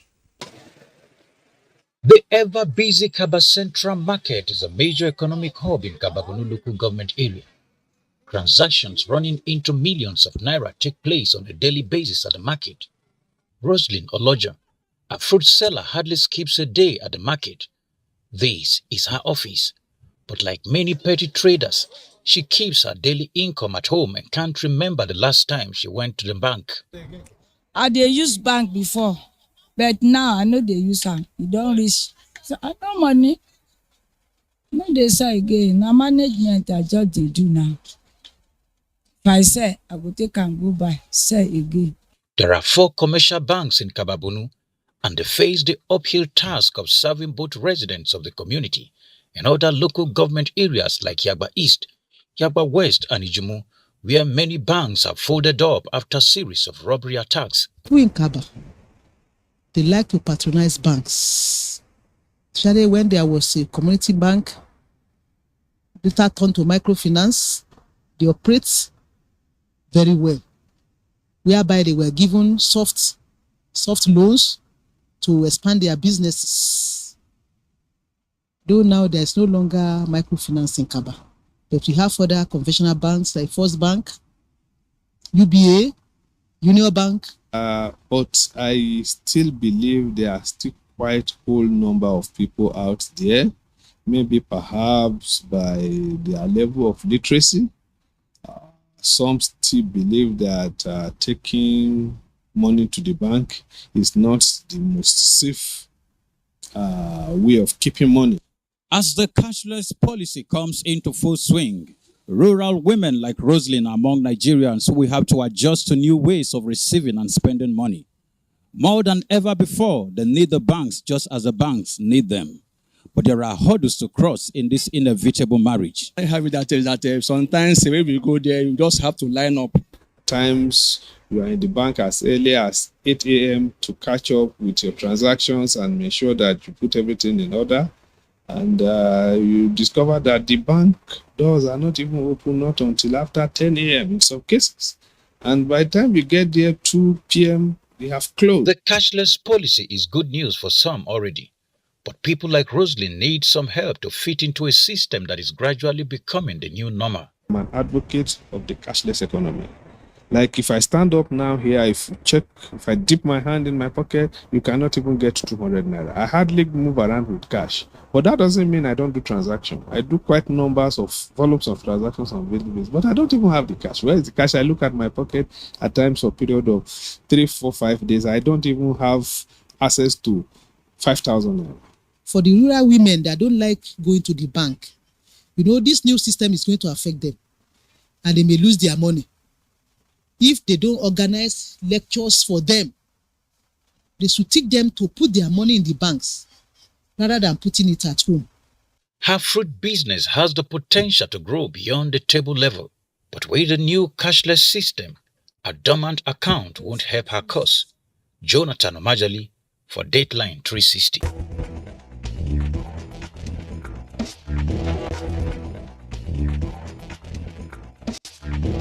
And in Umuahia here, Abia State, July Gideon's visit to rural parts of the state capital reveals that Akawo methods of contribution and point of sale, popular as POS, are the viable methods of banking activities. She reports that these rural dwellers are calling for sensitization, more time, and establishment of commercial and microfinance banks to serve their banking needs. Obakala is one of the largest communities in Umuahia South local government area of Abia State. Since the creation of Abia State, Obakala has never had any commercial bank within their locality, even to date. We have 15 communities in this clan, and there is no banking facility. And our people are rural inclined.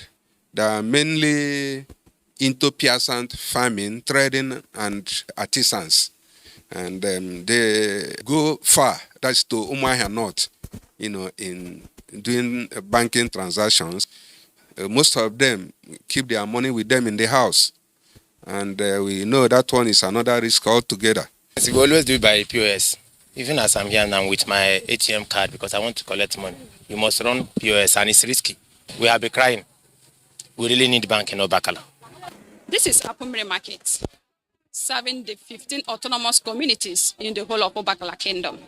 For a former Kame trader in Apumre Market, she uses Akawo for her banking. Okay, I complete Akawo 2,000 every day. Now in a month, they are giving me 60,000. They are paying me because of no bank in this side. So that's why we are putting the Akawo. So that in a month, they give us the money. Sometimes we leave the money there 2 months, 3 months, they pay us. Due to no bank, sometimes we keep in there, sometimes we use the money and go and buy markets and store and sell. The only Sterling Bank ATM machine situated at the Umuahia South local government headquarters to ease their sufferings has since been closed. The use of POS to transact within our community is something that has provided jobs to some young people across board. There are some unbanked locations like rural communities in Abia, and for those locations you find that POS operators are helping to fill the gap. We do banking through POS. We withdraw through POS. That is the way we do banking in Obakala.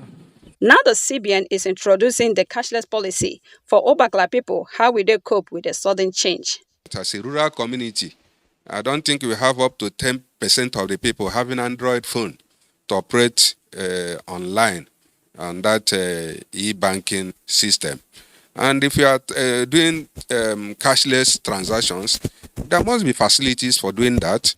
Opinions are that the daily withdrawal policy limit of the CBN should be reconsidered for POS operators and Akawo the daily thrift collection in Obakala Umuahia South local government area of Abia State. Delight Gideon for Deadline 360.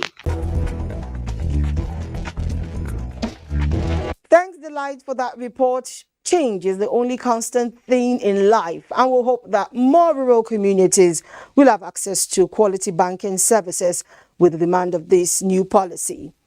I am Omotola Omojola. On behalf of the production crew, I say thank you for your time. God bless you and Nigeria. I wonder why they do the Ajua. We are not even taking that program before. You understand? When they are telling the list, and you say, go say no, this I want it. Don't change the pattern of it. Better way. This is the mentality of you. Yeah.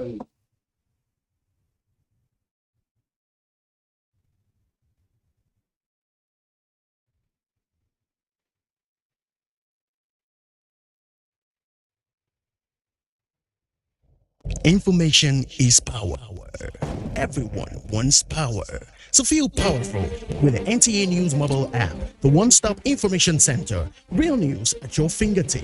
Be the first to report by uploading first-hand information on the U Report link, and be the first to know by simply clicking on any of the links on the sidebar for headlines, domestic and foreign news, economy, security, politics, sports, and more. Stream live on your smartphone and tablets and stay connected. It's pretty easy. Simply download NTA News app from your Google.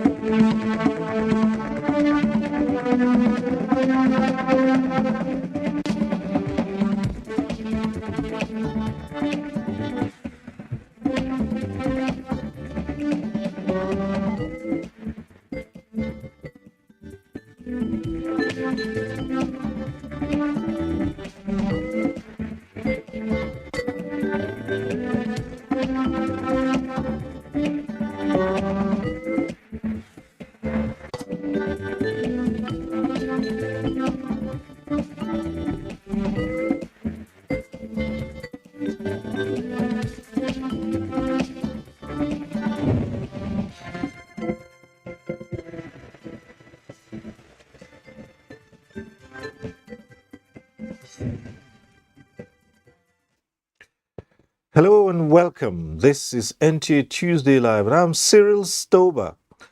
One of the best ways to ensure food security in any country is to guarantee all year-round food supply.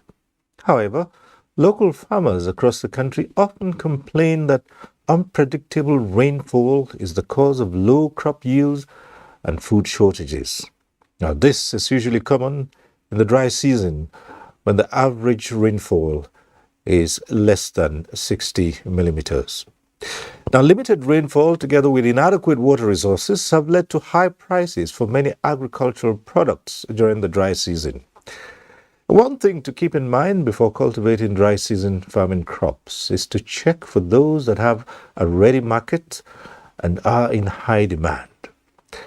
Now, to discuss this matter tonight, we have experts in the studio who will talk on farming enterprise. But before we get to that discussion, let's see this report put together by agriculture correspondent Musa Baba Aliu.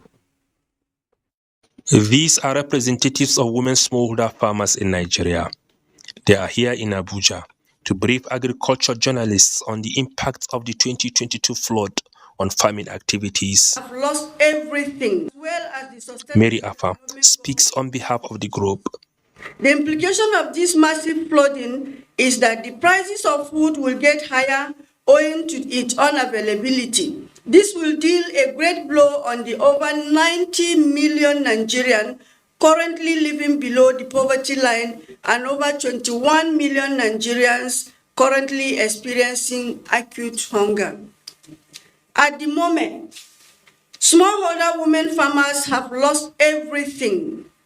There are no seeds to plant during the next farming season. While some farmers are gradually returning to their homes as the water recedes to pick whatever is left of the destruction, others cannot go back home or to their farms. Just a few ago, their male counterparts hosted journalists on a similar mission. They emphasized their readiness to commence dry season farming as the flood water recedes in their communities. Despite the gains, we are currently being undeterred with a myriad of challenges for which we seek urgent government intervention. These challenges range from insecurity, such as Boko Haram, banditry, and kidnapping, then lack of consistent access to affordable finance, unavailability of quality input, skyrocketing prices of input, high post-harvest losses, fragmented and unstructured market, and dangers associated with negative climate change.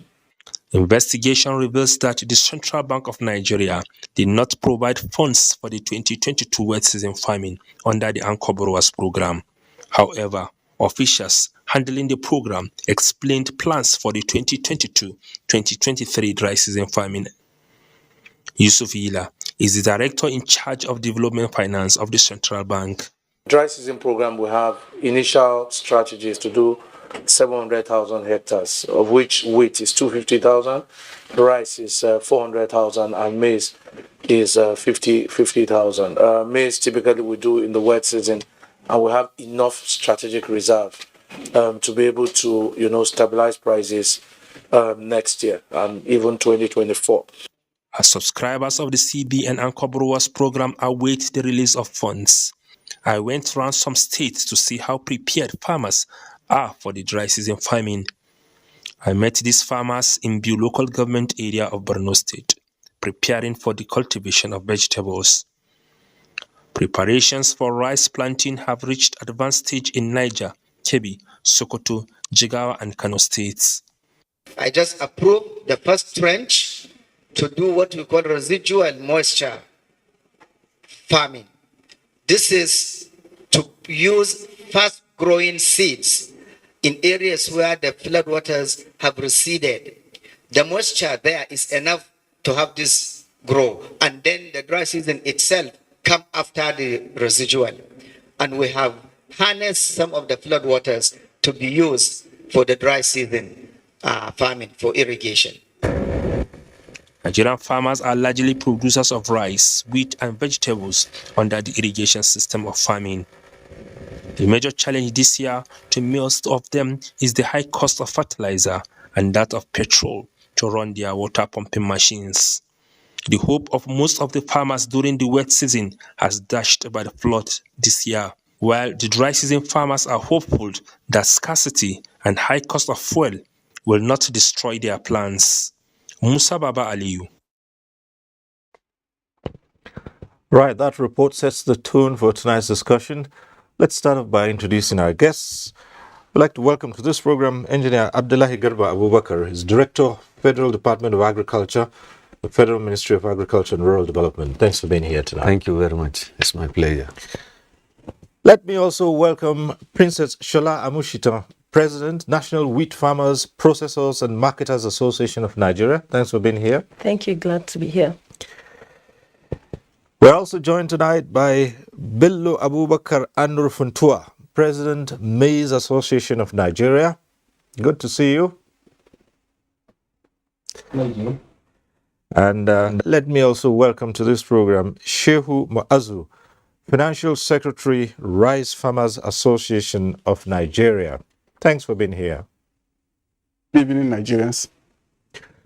Well, we extended an invitation to officials of the Central Bank of Nigeria with regards to the Ancor Borrowers Program, but so far there's been no response from the Central Bank of Nigeria. Welcome once again. At some point in time, this program becomes interactive. It means you can join in the discussion. When it is that time, we'll remind you of the procedure and the process. But for now, let's begin to examine the issues at stake. And we start off with Engineer Abdullahi Abubakar. Yes, the rains have come and gone. And with it, the devastating floods that wreaked havoc on farms and farmlands and crops. Yes. With the waters receding now and dry season in place, what are we thinking about and how are we approaching the situation? Yeah, thank you very much for this question. Actually, the water has receded so far, and we have taken advantage of the receding water, whereby we have the residual moisture irrigation going on, and we have also supported our wheat farmers with some seeds. On Friday last week, the flag off was done in Bauchi to take care of the northeastern states, and then the other one on Monday it was in Kano, where it will take care of the northwestern states. So they are benefiting from the residual moisture, and we are really planning so hard to see how we can take advantage of the dry season proper. all the inputs that are required, we are trying to put them in place so that as soon as the Christmas period is over, we intend to do the distribution of these inputs to farmers so that they can go into dry season proper. Okay, we'll examine that in further detail. But let's come to the president of the National Wheat Farmers, Processors and Marketers Association of Nigeria. Easily the biggest crops we cultivate around Nigerian farmers through irrigation as rice, maize, wheat. And with what happened during the rainy season, what are we looking at? Well, for the wheat farmers, we know mostly we do our planting October towards the Harmattan season. What the federal government did in importing new seeds was to try to do seed multiplication to the central bank and did a sample test run of the raining season multiplication. These were done in controlled environment, so I wouldn't say we had much of that. But the issues we had were most of our stock got flooded, our warehouses, in terms of the stock that we kept for the seeds for the new planting season, this dry season planting. We lost a lot of our seeds. We lost a lot of fertilizers that were kept against this 2022-2023 dry season. So right now, farmers are in a situation whereby we're scrambling to see how we can double check and find what to plant for this season. So the rainy season, the flood hasn't been good to all the farmers at all. It's a tough one. So even though it wasn't bad for crops that had been planted already, your stock was washed away. Yes. The way right now is that we're looking at, let's say this way, we're hoping the central bank, the federal government, can come to the aid of farmers and actually go ahead with seed distribution, fertilizers, so that we can continue the process that the government had started in terms of making sure Nigeria becomes self-sufficient in wheat production in the world. Okay, all right. Let's go over and talk about maize. And Bello Abubakar Anur Funtua, President, Maize Association of Nigeria. I suppose the same question should go to you.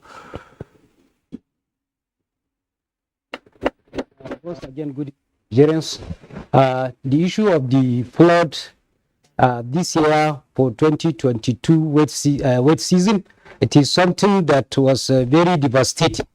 Actually, our farmers were affected in the extent that they cannot even afford to bear the loss.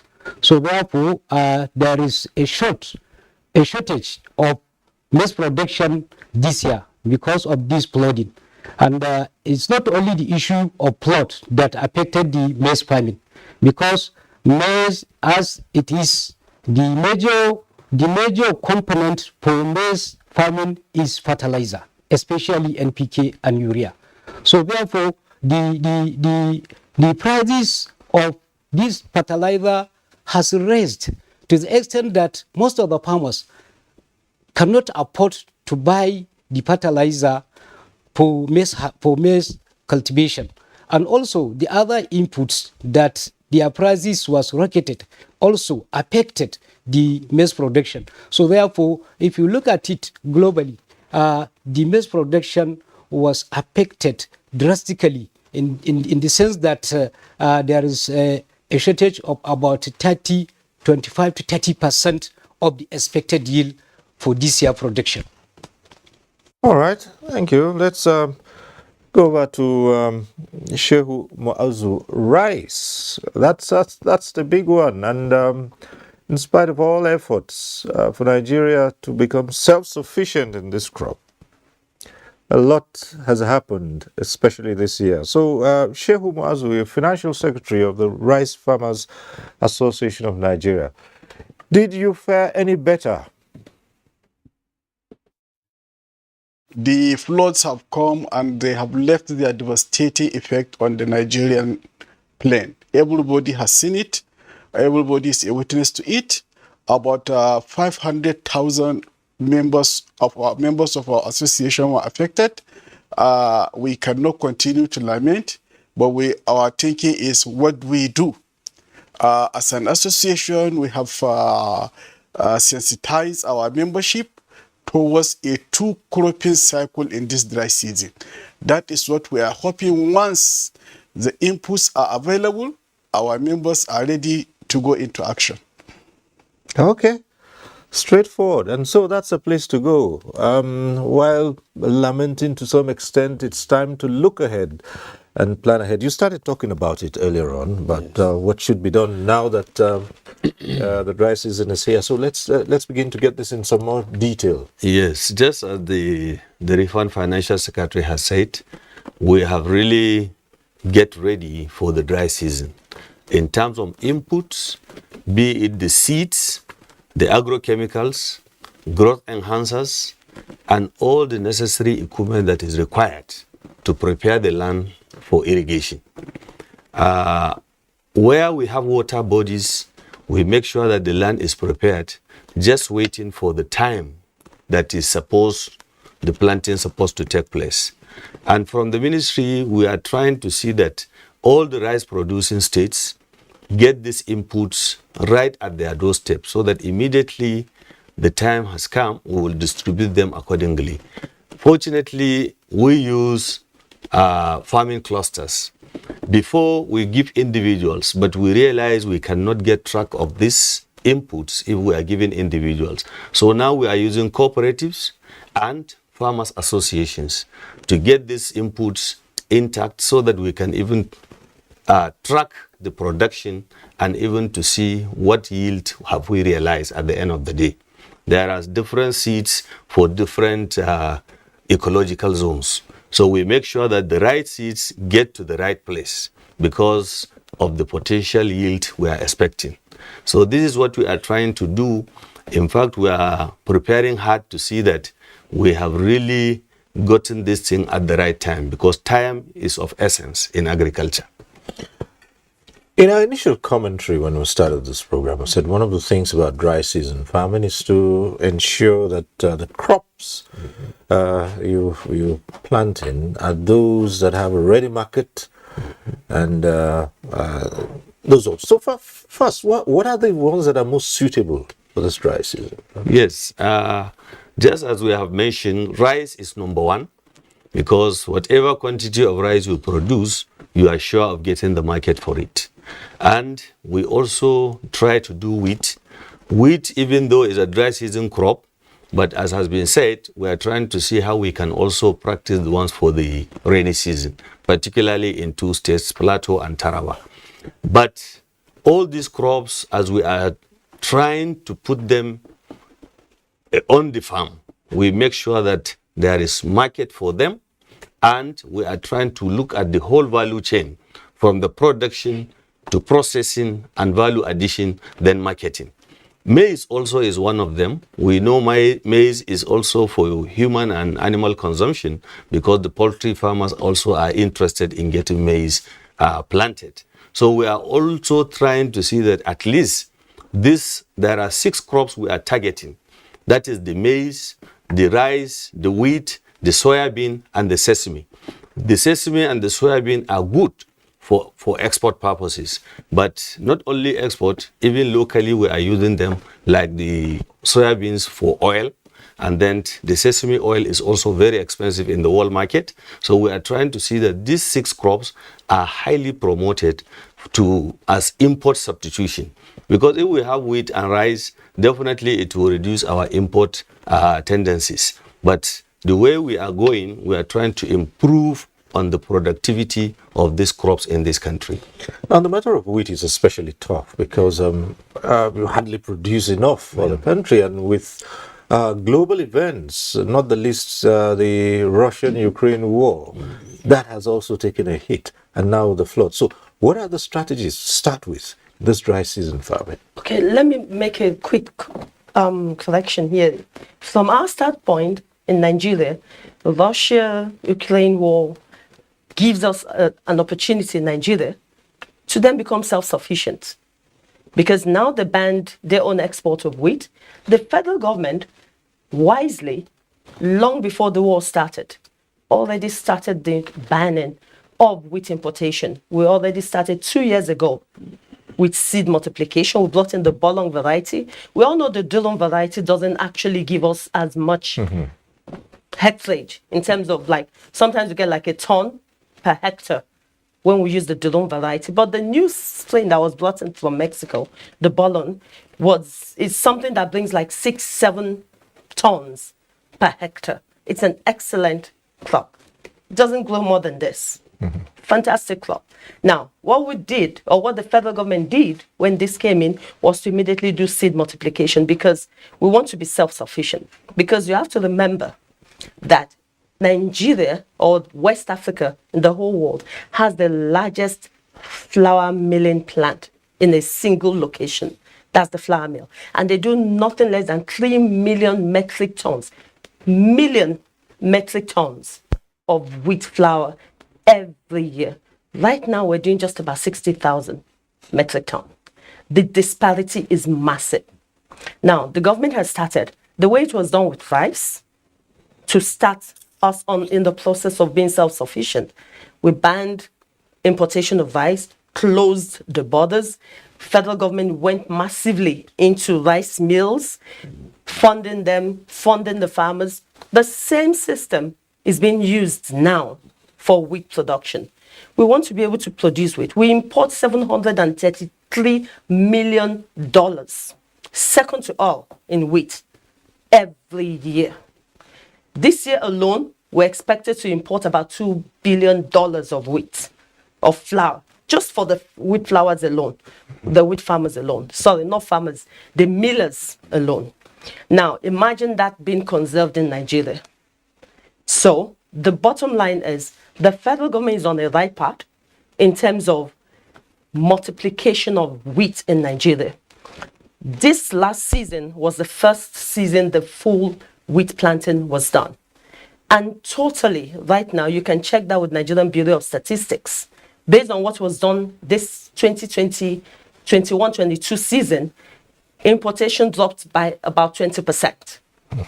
That is the first year, which is unheard of under any association, under ABP. That's the honest truth, that wheat could do that much. And it was based on proper channeling, based on association, cluster farming, cross guarantees of all the farmers, total water pumps, every single input was given, and this was done. And we also had let me say the strategy was that there was a synergy, a strong synergy between the farmers, the wheat farmers, and the flour millers association, where central bank was the middleman, bringing all of us to the table. So there was a ready market for the wheat. They bought locally. And to us, that is a very impressive thing. We don't want to pat ourselves on the back. We'd rather pat the federal government on the back. But I think for the first year of wheat production, that is an excellent work. A lot of people might not accept that, but we're believing that by the next planting season, which is 2022-2023, this next season, we hope to be able to bring that down to like 50%. But then you'd now have to more than double the matter of inputs, which of course you look into the federal government. So how far with the discussions and negotiations and the process of securing these? Well, we're in touch with central bank constantly. Like the director said on the short clip that just came up, the government has approved 250,000 hectares for this 2022-2023 season. I want to believe most probably because of the floods, and so there's a slight stall in the whole process. So we're hoping that once the flood goes down enough, a bit, we're aware that seeds have already been moved to all the states by the central bank or the federal government. They've moved seeds, wheat seeds, for this new planting season. Inputs are slowly, gradually being moved. So we are getting ready. If you multiply 250,000 hectares by 6 metric tons per hectare, you know where we're going to. And that will then multiply again the next year. We hope that in another 3-4 years, the central bank or the federal government will be able to stop funding of the wheat value of the wheat farmers itself, and we all go on our auto done by ourselves. So far. All right, maize, both for human and animal consumption, and maize is key to the food security of this country. So the president of the Maize Association of Nigeria will let us into how prepared they are for this dry season. And in terms of what the director spoke about, the inputs, the seeds, and of course the matter of fertilizer, which you mentioned in your earlier comments. We're very much interested in that and see how that can work through. And of course, we'll come back to the federal government on that matter. So, Bello Abubakar Anur Funtua, let's hear you. For the preparation of the wet season, from the Maize Association of Nigeria, we have already commenced and we have gone far. Because every year we used to plant before the time because of the time bond.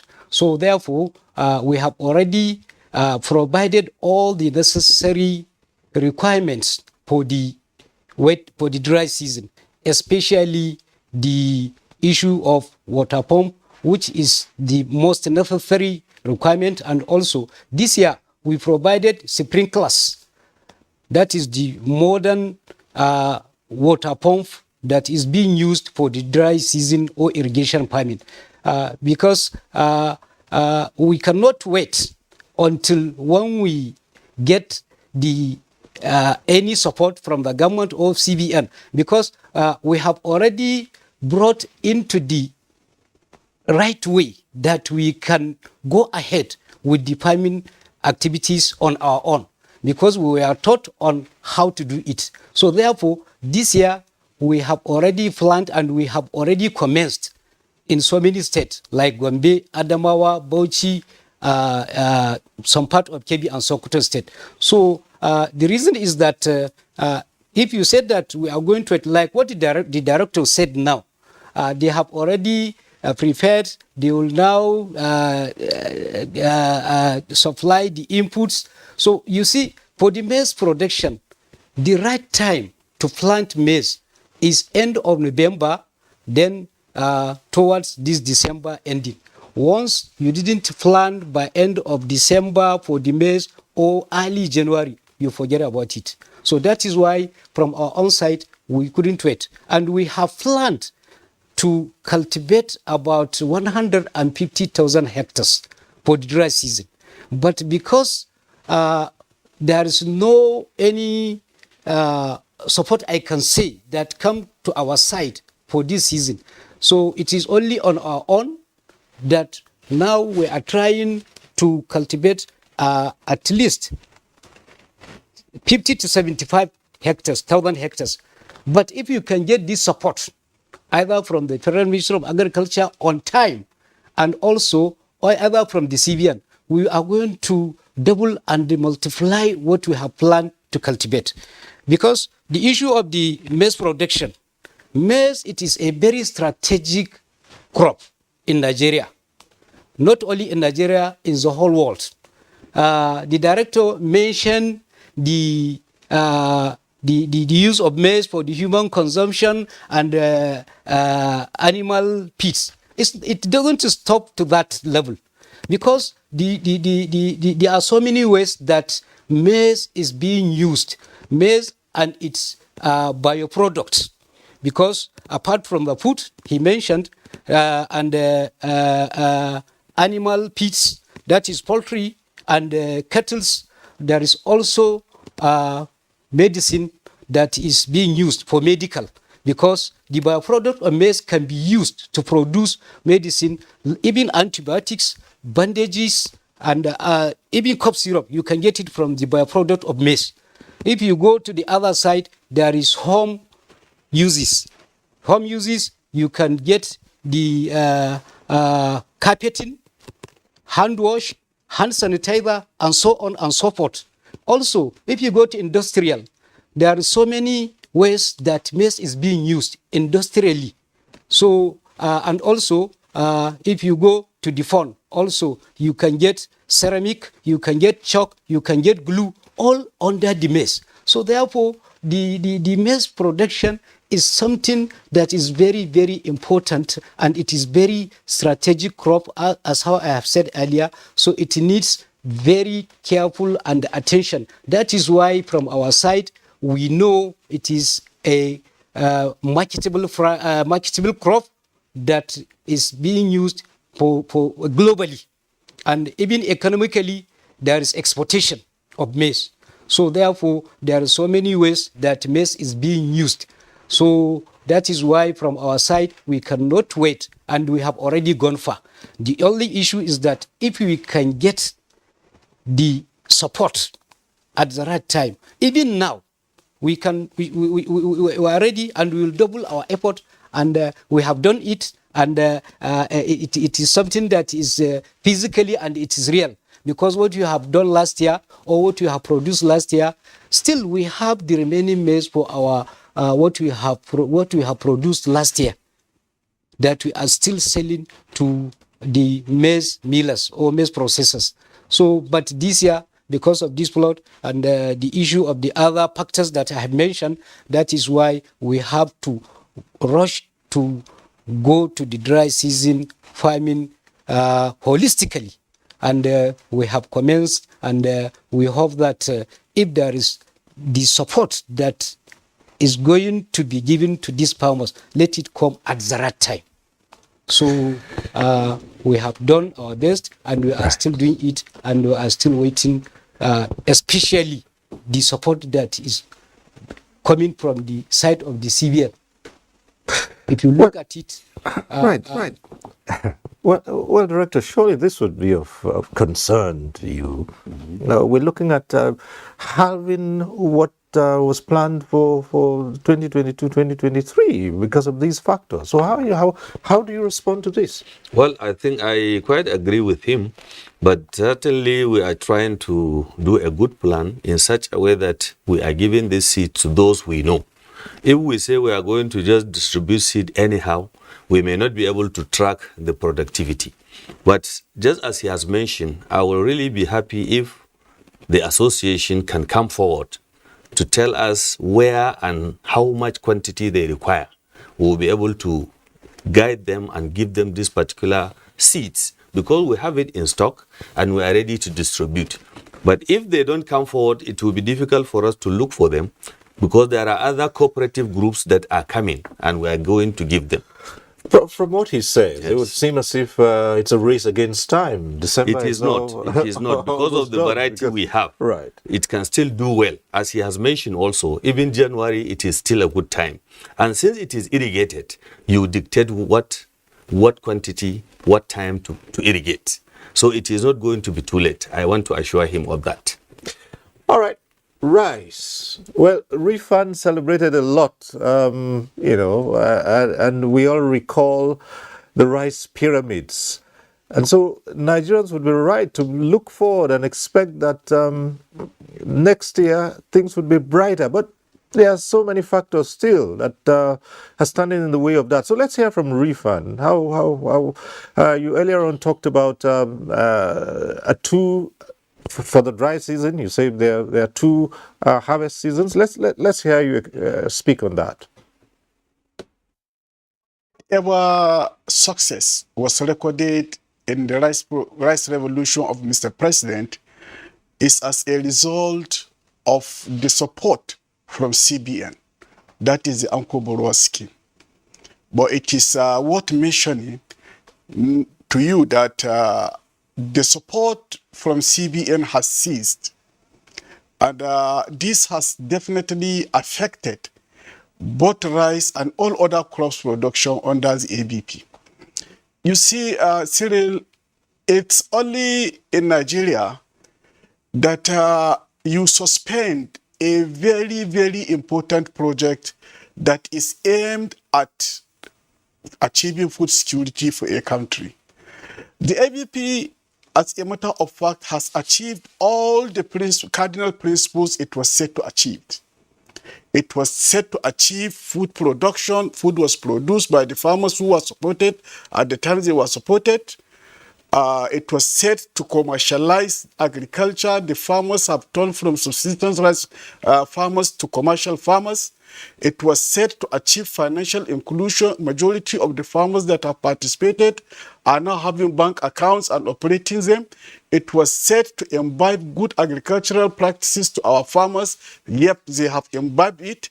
It was set to achieve to provide jobs for Nigerians. It has achieved it. Yes, it has problem of repayment. And to me, that is not enough to suspend this program. Look, this is a program that all statistics has proved that it has succeeded. When you look at the yield per hectare, when we started Ancor Borrowers Program in Nigeria, yield per hectare is 1 to 1.5 tons.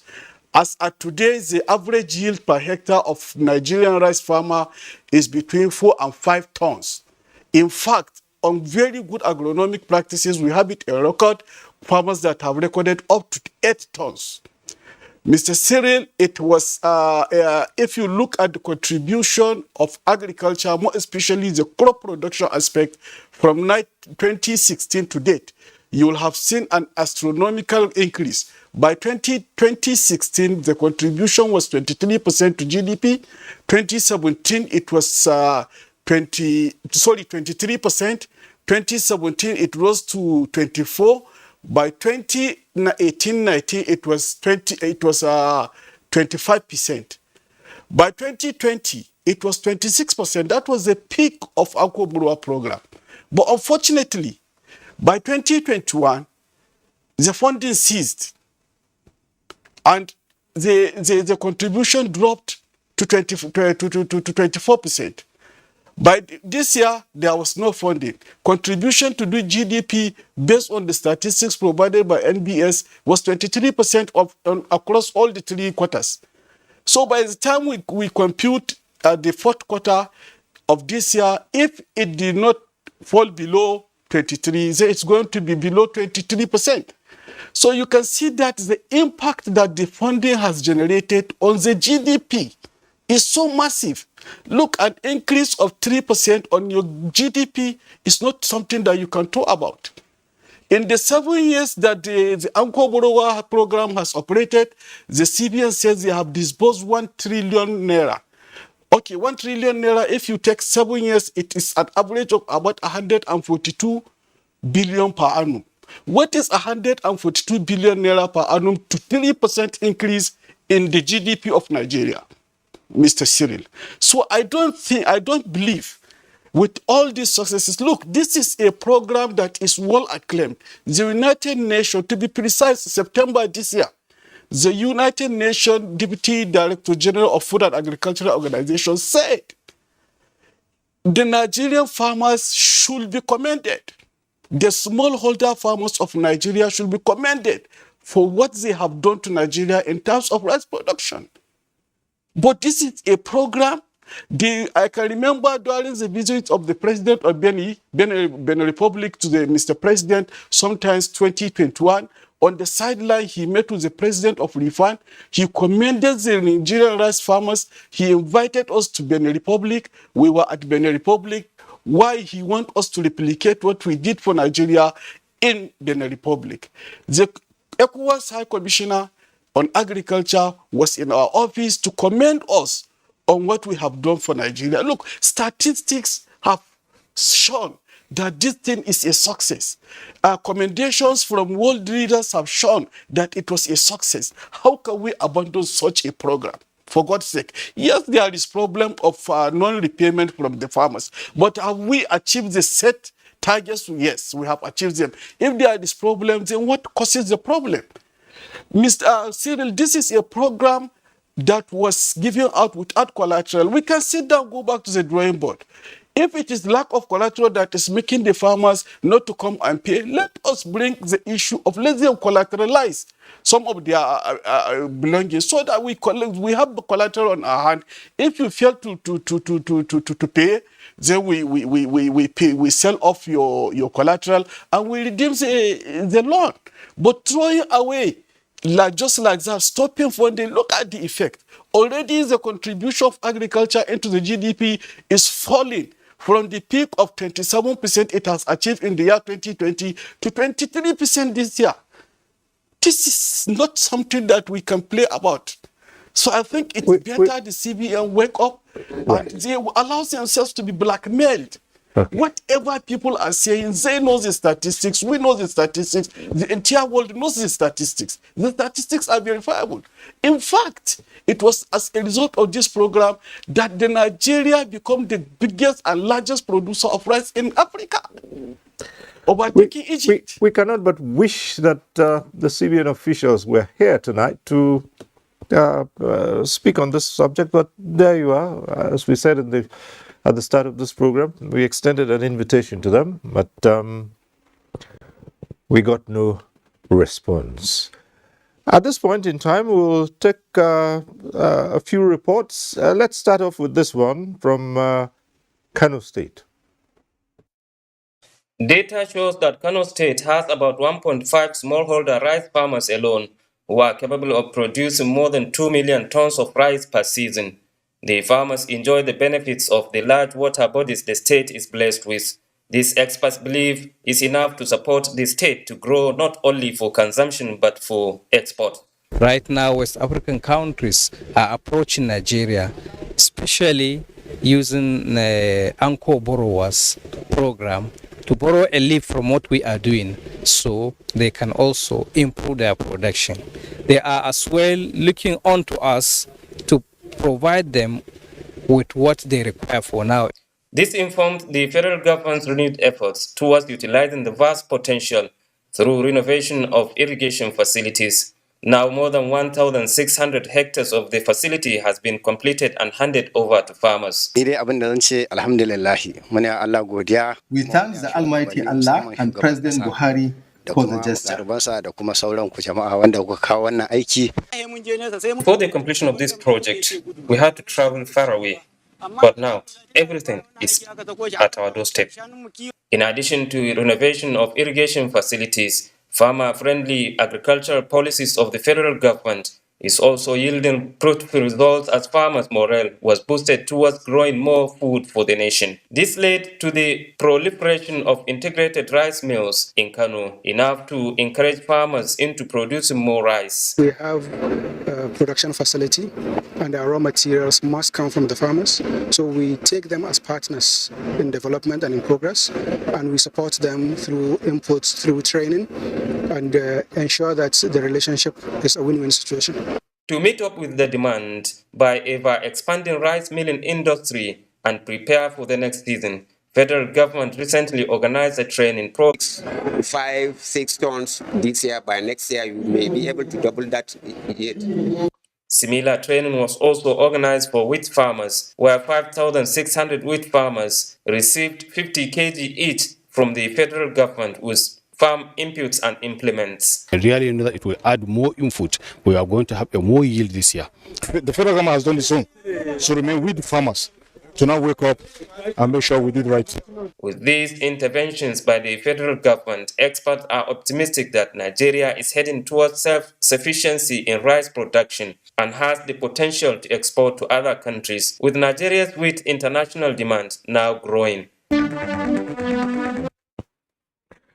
From Kano, we move over to Ogun State, from where our next report comes. For a country to attain food sufficiency, farmers must engage in commercial farming all year round, and government must give necessary support. Ogun State government says part of its promotion of dry season farming is the clearing of several hectares of land in any area where there is water body close to dam for rice and maize farmers cluster, especially in Abuja area of the state. It is also encouraging use of 100 hectares of irrigated farmland donated by the federal government for rice farmers in Ogun, as well as provision of boreholes in several local communities for farmers to wet their crops.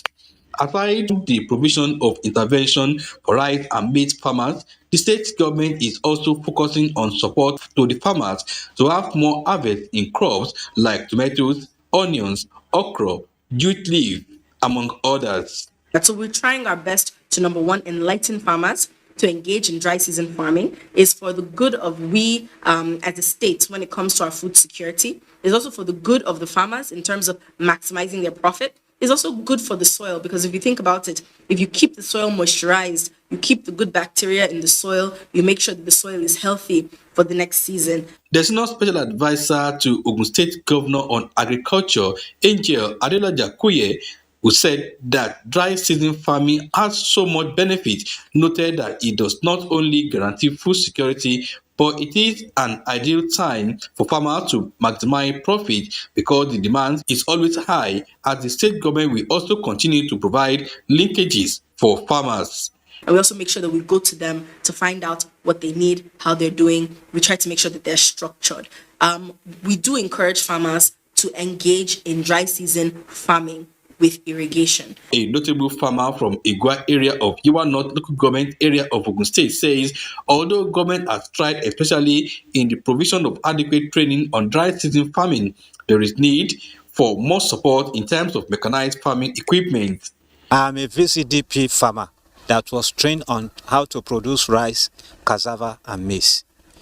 Also, we have done so many trainings on GAD, that's good agricultural practices. Even the sour technology, I was part of the team that was trained. While also calling for more banks to come on board to make funds more accessible to farmers, the Ogun State government said when fully operational, the special agro-processing zone, agro-cargo airport and linkages for farmers will not only promote an all-year-round farming in the state, but also position the state as an agricultural hub of Nigeria. All right, those reports there stating the affairs. Now let's come to the question of the seeds. You started by talking about varieties that are, fit for the current dry season, and especially with reference to the maize farmers, saying that nothing is too late and they'll perform well. So here, let's look at the level of collaboration, cooperation, and support derived from research into these seeds and seedlings. Yes, actually we have the National Research Institutes who are doing their best to come up with different varieties of hybrids in terms of rice or maize or any other crop for that matter. The research that is being done are all helping our farmers to adapt them at the right time. And we have also seen where we carry out capacity building to farmers to really educate them on how and when to plant these seeds. And they have been doing that, even though the adoption rate sometimes is very slow, because sometimes the farmers prefer to use the seed they have already. But we have been telling them that with the new innovations, the hybrid, you get more yield, which will really offset your cost of production. So with that, I'm sure they are taking it, and most of the farmers now are adopting the new technologies in terms of good agricultural practices, which is actually increasing their yield, and they are seeing it. So the research institutions have been bringing out a lot of different hybrid seeds, just like as I said about the rice. We have different varieties that can do well in different ecological zones. So also the maize. And not only that, the maize, we even have the one that are fortified with vitamin A now, which is also going to be very useful for us in terms of food security and nutrition security also. So all these researches, there are a lot of collaboration going on between the farmers and the research institutions. And we facilitate it because we make sure that we bring the farmers to a table where they can understand the reason why the researchers have done what they have done, so that it will be put into use by them, and we expect feedback from them in terms of whether there is high yield or low yield, or there are pests, because even the seeds now we are trying to have the one that are pest tolerant, drought tolerant, and early maturing, in order to avoid maybe quilla bats infesting those crops at the end of the season. So all these are put into the research, and the farmers are being educated to see how they can make good use of these seeds.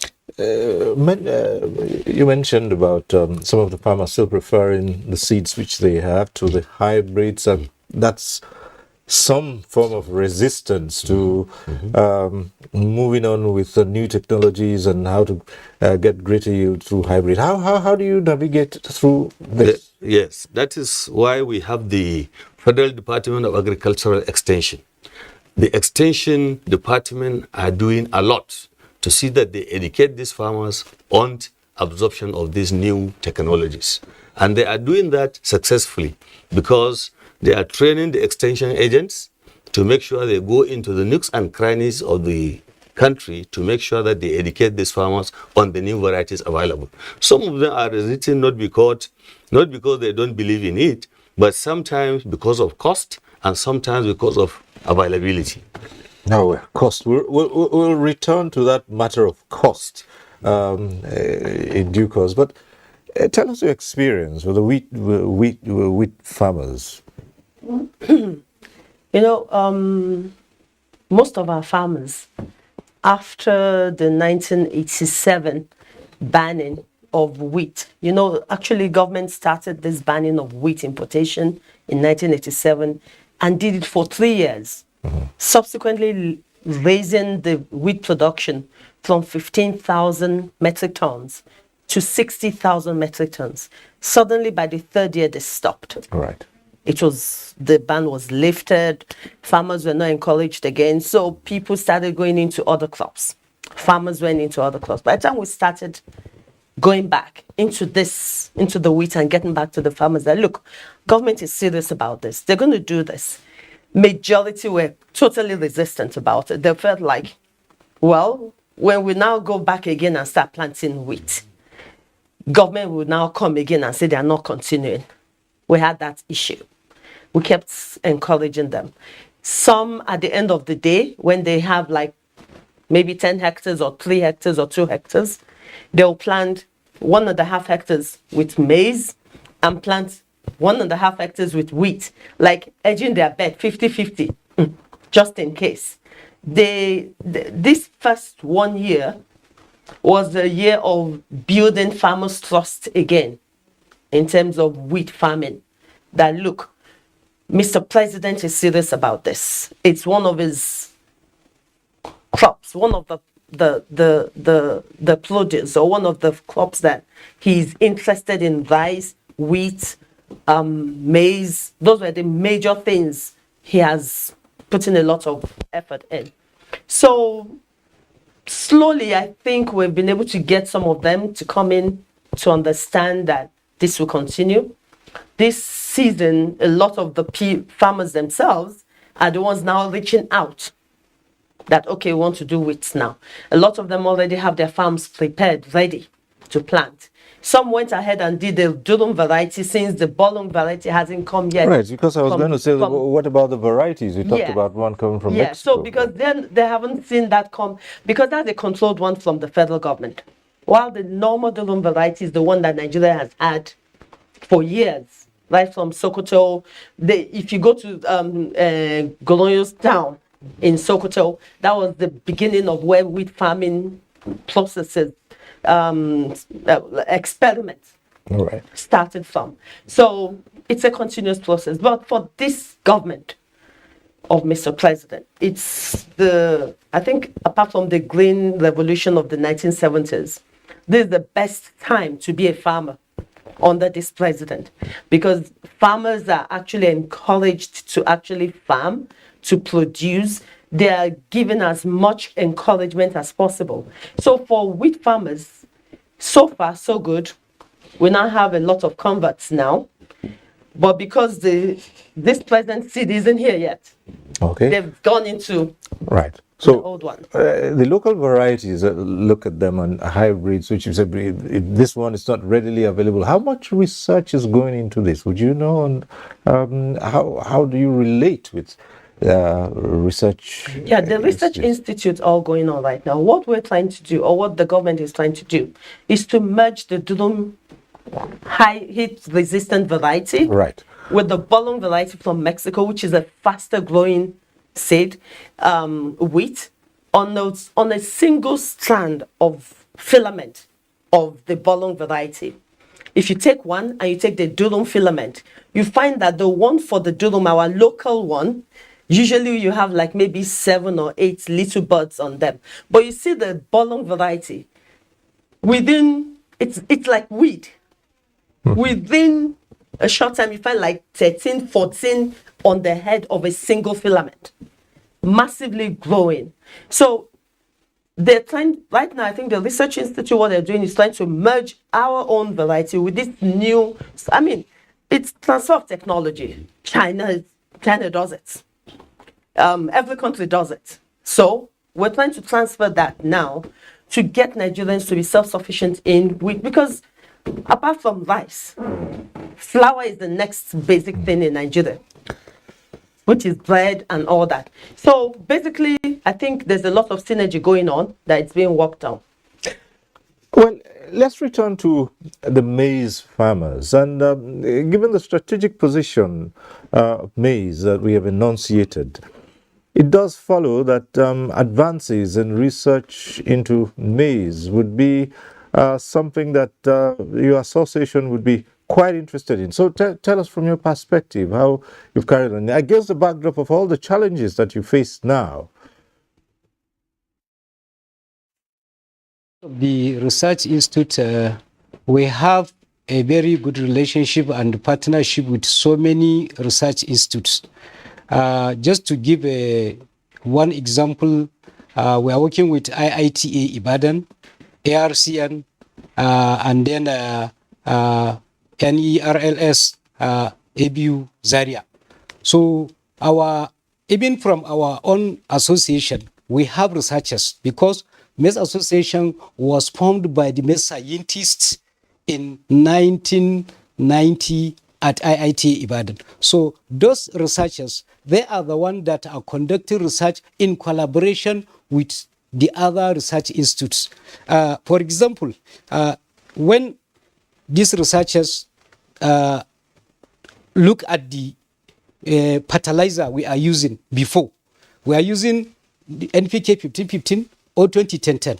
But in the course of their research, they now found out that the best fertilizer to be used for maize production is 271313, which we have started using it since 2017 up to date.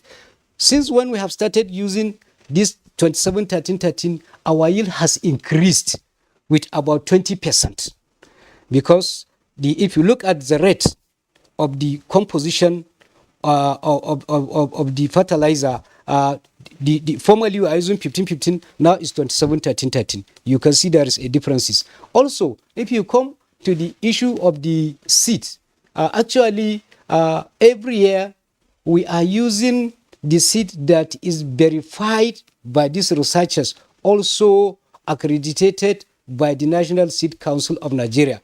They also, we are collaborating with them.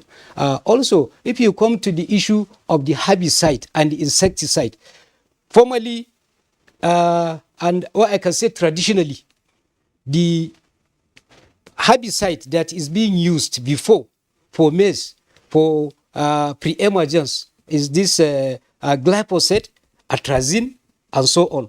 So, but in the course of their research, they now found out the best herbicide to be used for maize production is this lagoon. That is the best one that is going to be used, and which you are using it now. If you apply it, it will last for about 6 weeks without any yield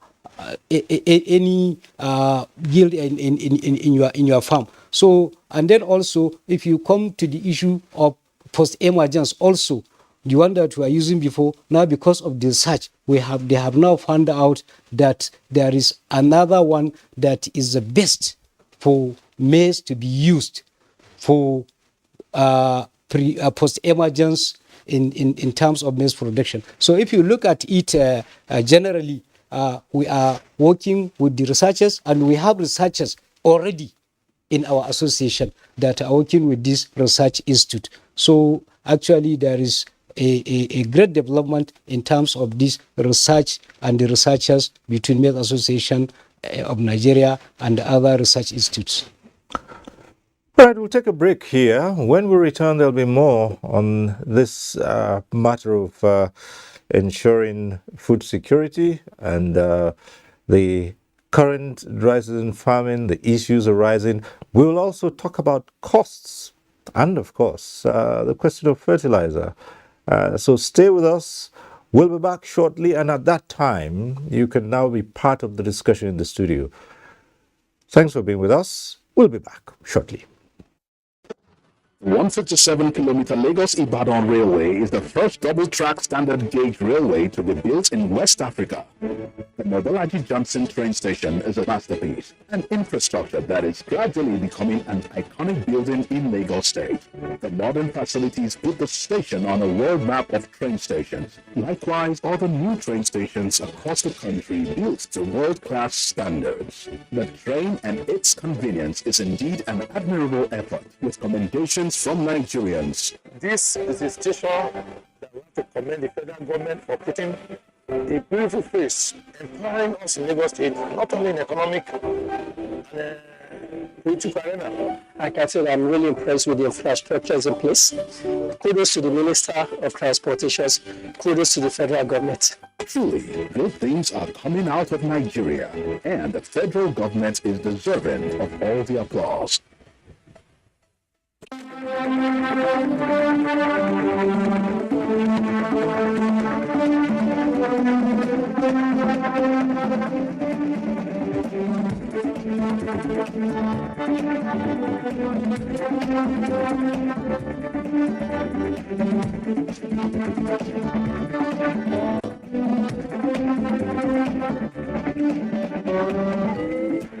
NTA Tuesday Live, a network issue-oriented innovation talk show. Thanks for staying with us. Now it's that time when you can join in the discussion in the studio. We remind you every Tuesday, if you're calling in tonight and your call gets through, do us a favor, turn down the volume of your TV set. That's the way to avoid the hurlback or the echo. We also encourage you to go straight to the point. We urge you not to bother too much about the greetings. Just a mere hello would do.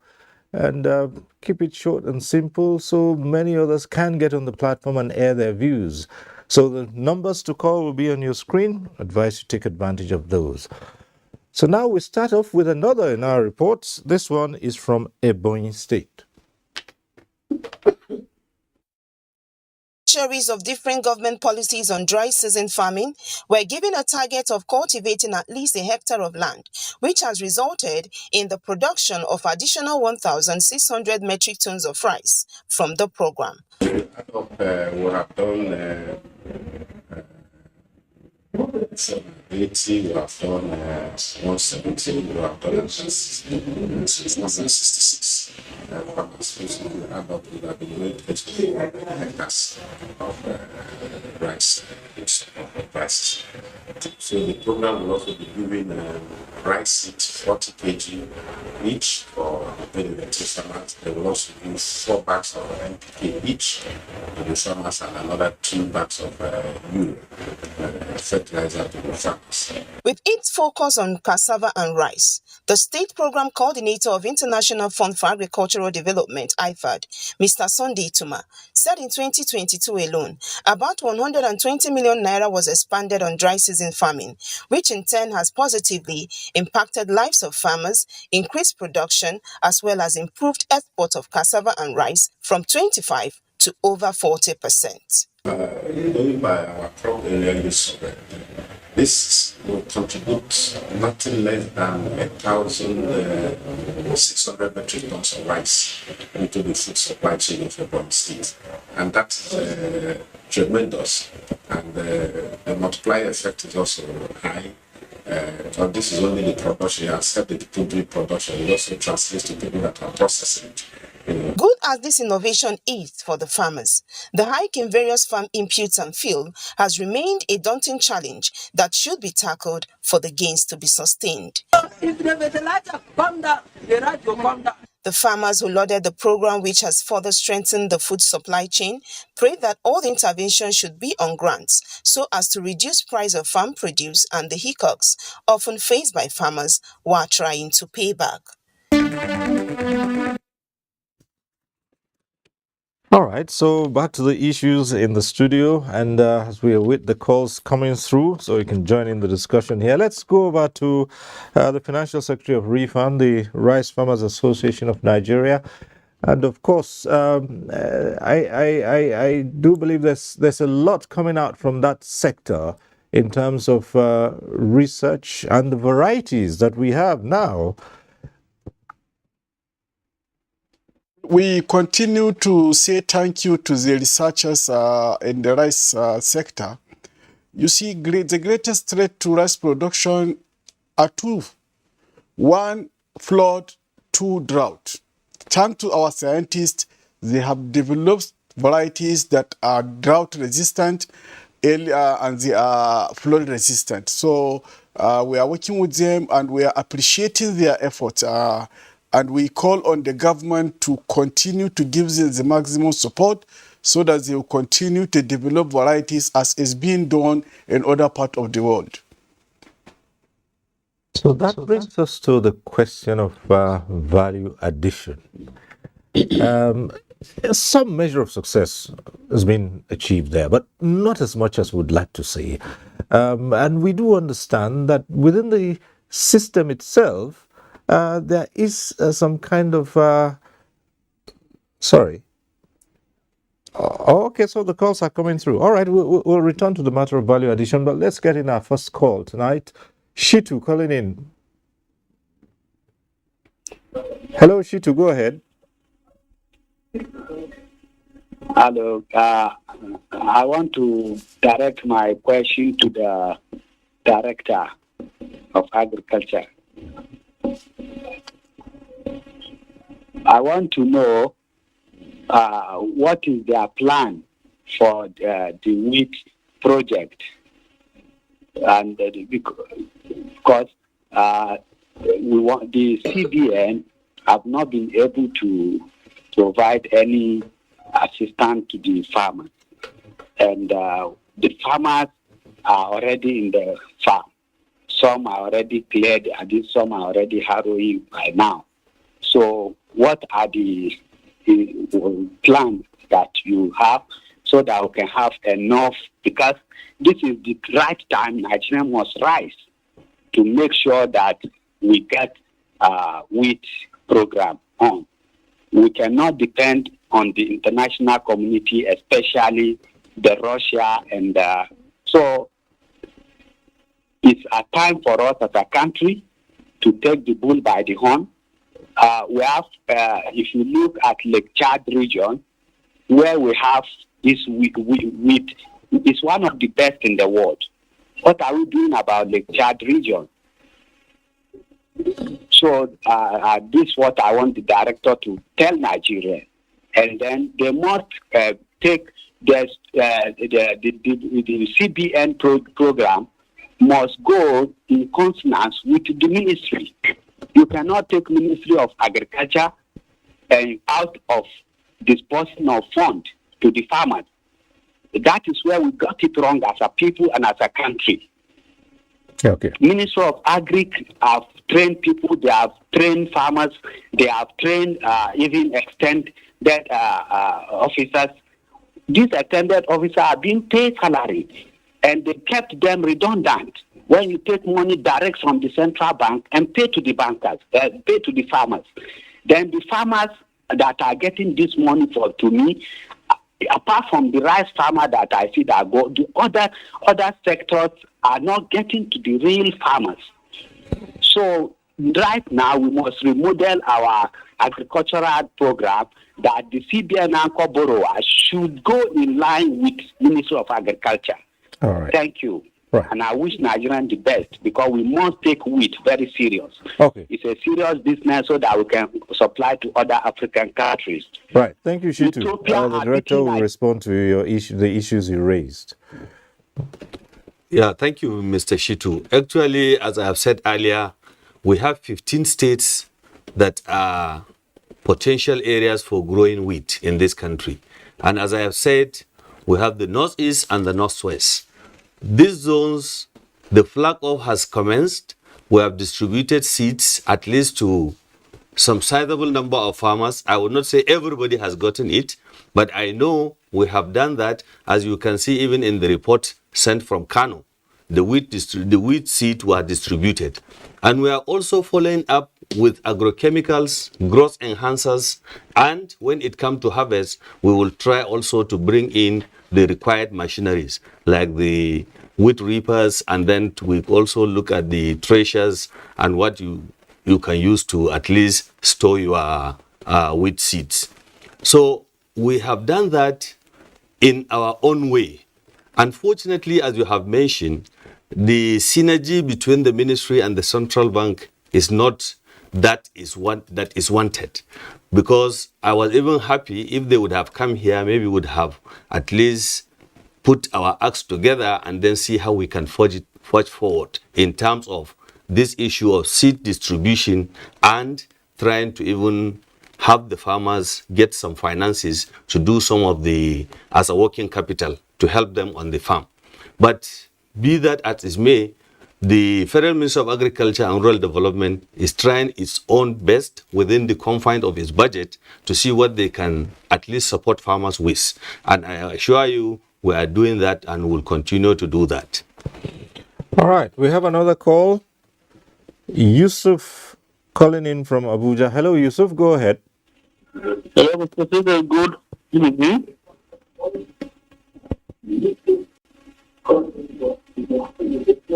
Yes, Yusuf, go ahead. Good evening. Good evening, all the participants in there. My call is going to be directed to the director.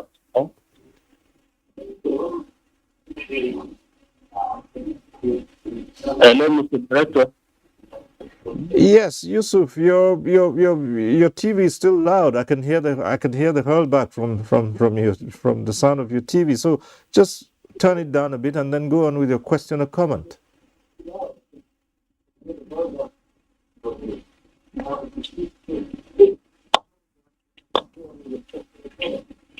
Okay, can you hear me now? Yes, we can hear you. So go ahead with your question or comment.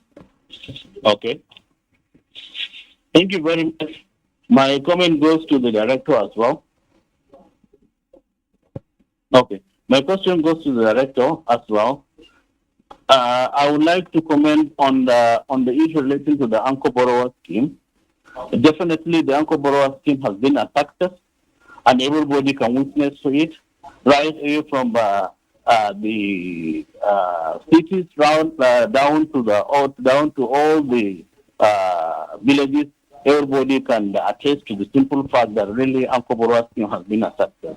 But now the big question will go to the ministry now, because central bank have done their own best to provide the Ancor Borrowers Scheme, and then there should be a follow-up from the federal ministry to ensure this Ancor Borrowers Scheme actually continues. And how do they do it? Is there should be a collaboration between the Central Bank of Nigeria and also the federal ministry through maybe the federal ministry should be the leading aspect of the discussion through federal government to ensure that really the Ancor Borrowers Scheme continues. Now, apart from ensuring the Ancor Borrowers continues, what is the ministry planning to do to ensure that as we are trying to shift from the oil-based economy to a non-oil-based economy, and one of the best ways we can see is through agriculture, which we have vast area of land, and we have all the resources, both human and material resources, that we can go ahead with it. What is the federal ministry actually doing in terms of persuading federal government to ensure this successful program has not gone into drain? Thank you very much. Right. Thank you, Yusuf. Right. Yeah, thank you, Mr. Yusuf. Actually, the collaboration between the Federal Ministry of Agriculture and the Central Bank is long been awaited. In fact, there are instances, efforts are being made to see that the collaboration really take place. But the unfortunate thing is that the Central Bank felt they have the money and they give the money, so they dictate the tune. Unfortunately, the ministry had the technical know-how, and we try as much as possible to guide the game by its rule, trying to tell people that this is how it should be done so that it will be sustainable. But you can see now, at some point, the central bank are saying the recovery is poor, they may not likely continue. If we had been taken on board right from the onset to make sure that technically we are giving all that advice that we are supposed to give, I'm sure it would have been sustainable and there won't be any problem whatsoever. But the Federal Ministry of Agriculture, within its own limited resources, the budget that is given to Ministry of Agriculture is still doing its own best, because the smallholder farmers are being supported. We try as much as possible to provide seeds at rollout on gratis to farmers, and we make sure that equipments are also bought and sold to farmers at subsidized rate. All this is being done to see that at least our farmers are able and capable of doing what they are supposed to do. But I'm sure if the synergy can come between the central bank and the Federal Ministry of Agriculture, Nigeria will go places in terms of agricultural production. All right.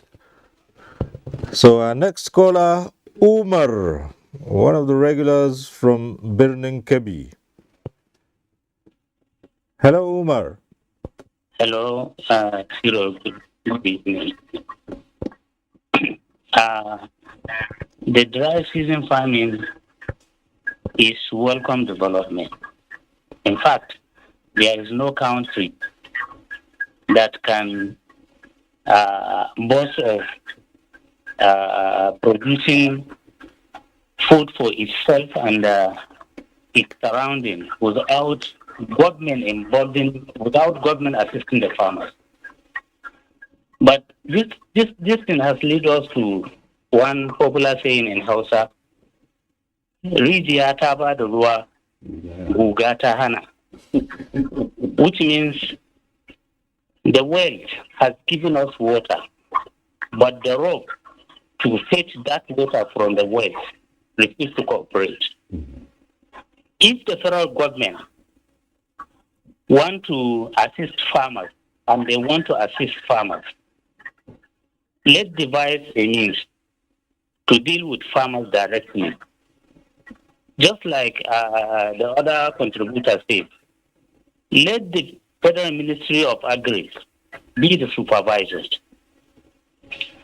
I believe if it is done that way, very, very much will be achieved. Not like Ancor Borrowers in high school. It's just like giving it to the politicians to provide those means to their talks. We don't like it that way. If it is done through the Ministry of Agriculture, the politics will be removed and other protocols, other bureaucracy will be removed. Let the federal government have direct access with the farmers. Just like, what do you call it, that fertilizer wallet. It developed some program like that to deal with farmers directly. In that case, much, very much will be achieved. May God continue to bless our country. Thank you. All right, thank you very much, Umar, calling in from Birnin Kebi. Right, so these are the issues at stake, and we started talking about value addition and the fact that there have been reports of some form of protectionism where those who are already in it are shielding new entrants from having a foothold in there. Have you heard about such? Actually, I have not. And I know the policy the Ministry of Agriculture has adopted. It is free for all. Normally, every year we buy agrochemicals, equipment from harvest and post-harvest equipment, and even irrigation equipment. And this equipment, as we buy them, we normally go for market survey to know how much is it in the market. Then we come back and try to apply subsidy on it, looking at the cost outside and subsidize by either 50% or 25%, depending on the cost of that particular equipment. And it is allowed for anybody that think he has need for this thing to just apply. When you apply, we assess it and then we give you what you ask for. And it is there for people to take. All the states, we have our stores all over the country. It could be maybe you don't have a particular equipment in that state, but you may have it in another state. So we can just give you and you go and pay. When you pay into the TSA, you go and pick your equipment. And it will help you to either prepare your land or harvest your produce so that you can even hire it to somebody. There are definitely those below the ladder who cannot even afford to pay, however you subsidize it. But then they can pay a token to get a lease of that particular equipment to work for them. So this is what we are doing in the ministry since time immemorial. And in fact, it is yielding fruit because that is why there is a lot of proliferation of rice mills in this country. I know from 2016 till now, we have sold out more than 100,000 rice mills, from 10 tons per day to 20 tons per day to 50 tons per day and even 100 tons per day. There are people who have benefited. We have even gone to see their rice mills and they are performing very well. So this is what is even helping in the offtake of the paddy rice from farmers because of the rice mills that are available. So also in other crops like oil palm processing, we are also procuring those kind of machines and we are selling it to people at highly subsidized. The same thing with cassava processing equipment. So you find out people are setting up these small processing equipments to be able to at least add value to all these products that we are talking about. All right. We have Yakub calling in from Bauchi. Yakub from Bauchi, go ahead.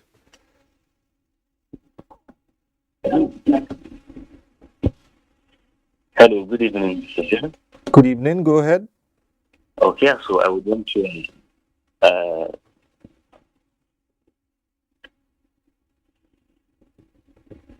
so can you hear me?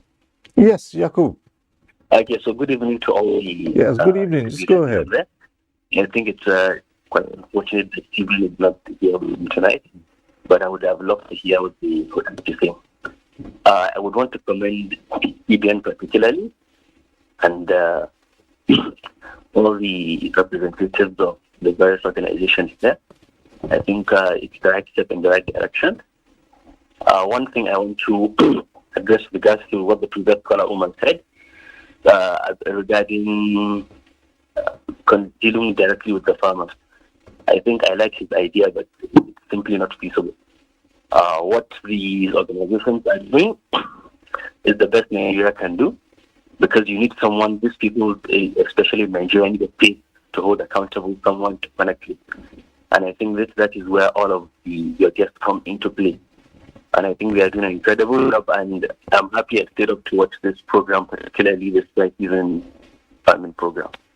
I would like to wish you Godspeed in all the end of what you said, and I hope CBN reconsiders and continue the support it has been given.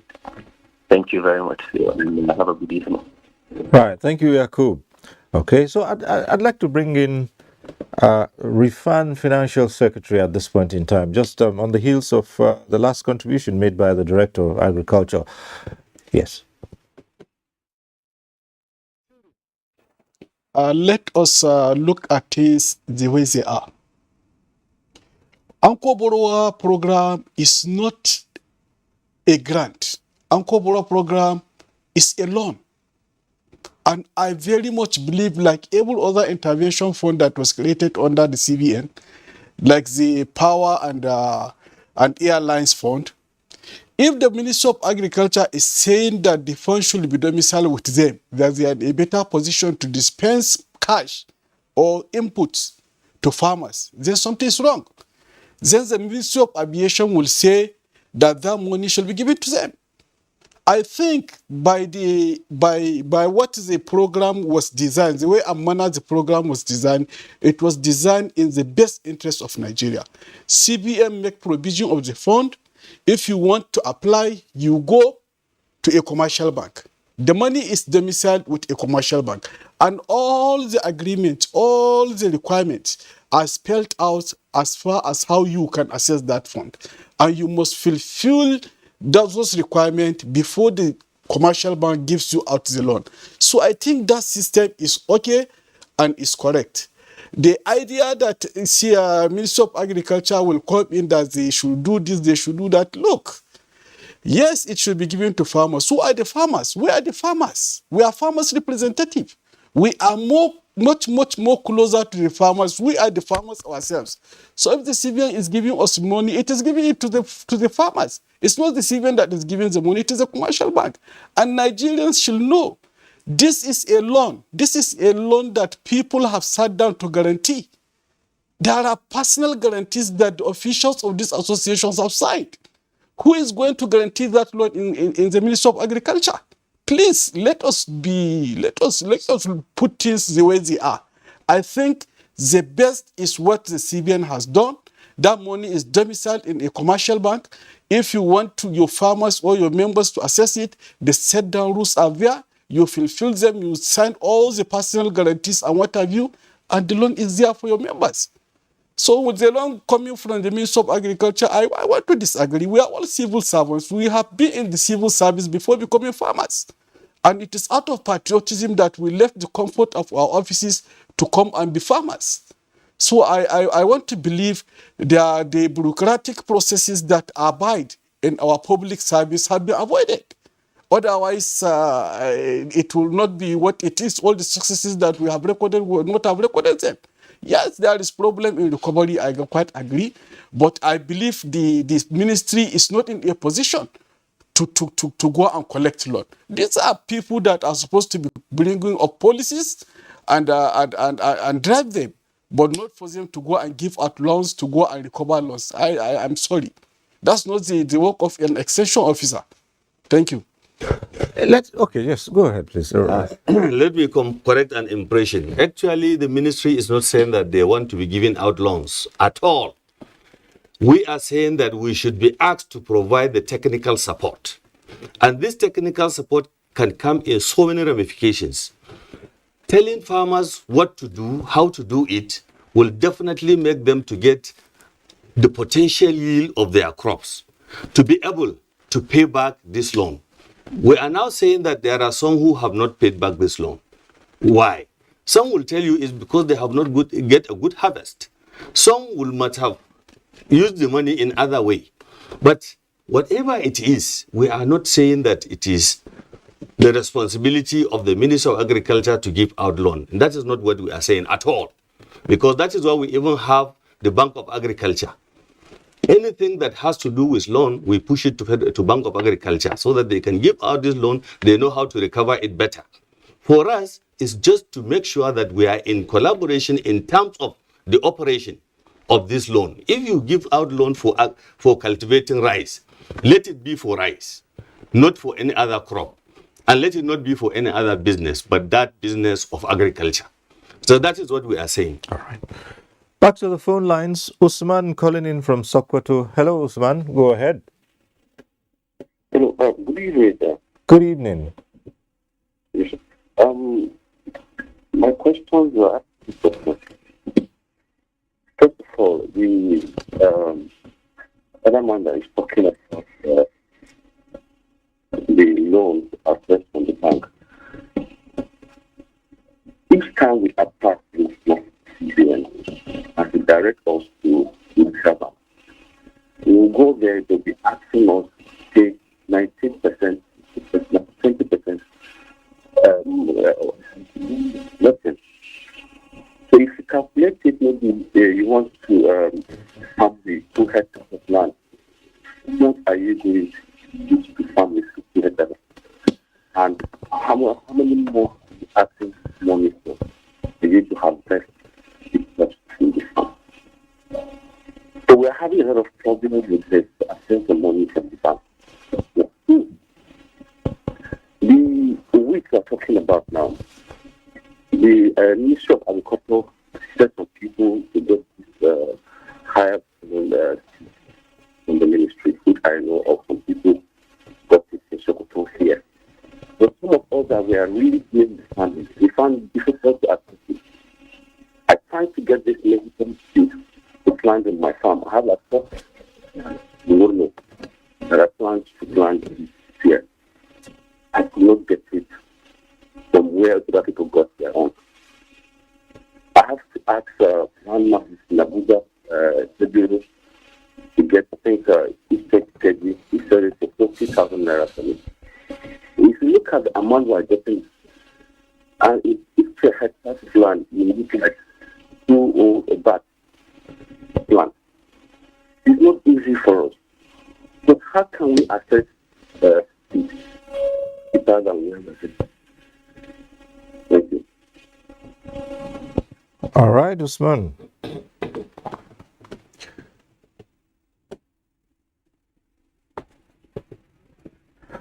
Okay. Right. Let's bring the wheat people into this conversation, and this part of it has to do with the use of technology, and one of the biggest challenges that agriculture faces in this country is, to a large extent, we're still relying on traditional methods. And so, what is the state when it comes to wheat farmers? And also extend this to the question of processing, because you represent both the farmers and the processors. Okay, funny enough, all the questions and a lot of the comments have been mostly on wheat. That tells you a lot of people are worried about wheat as it is.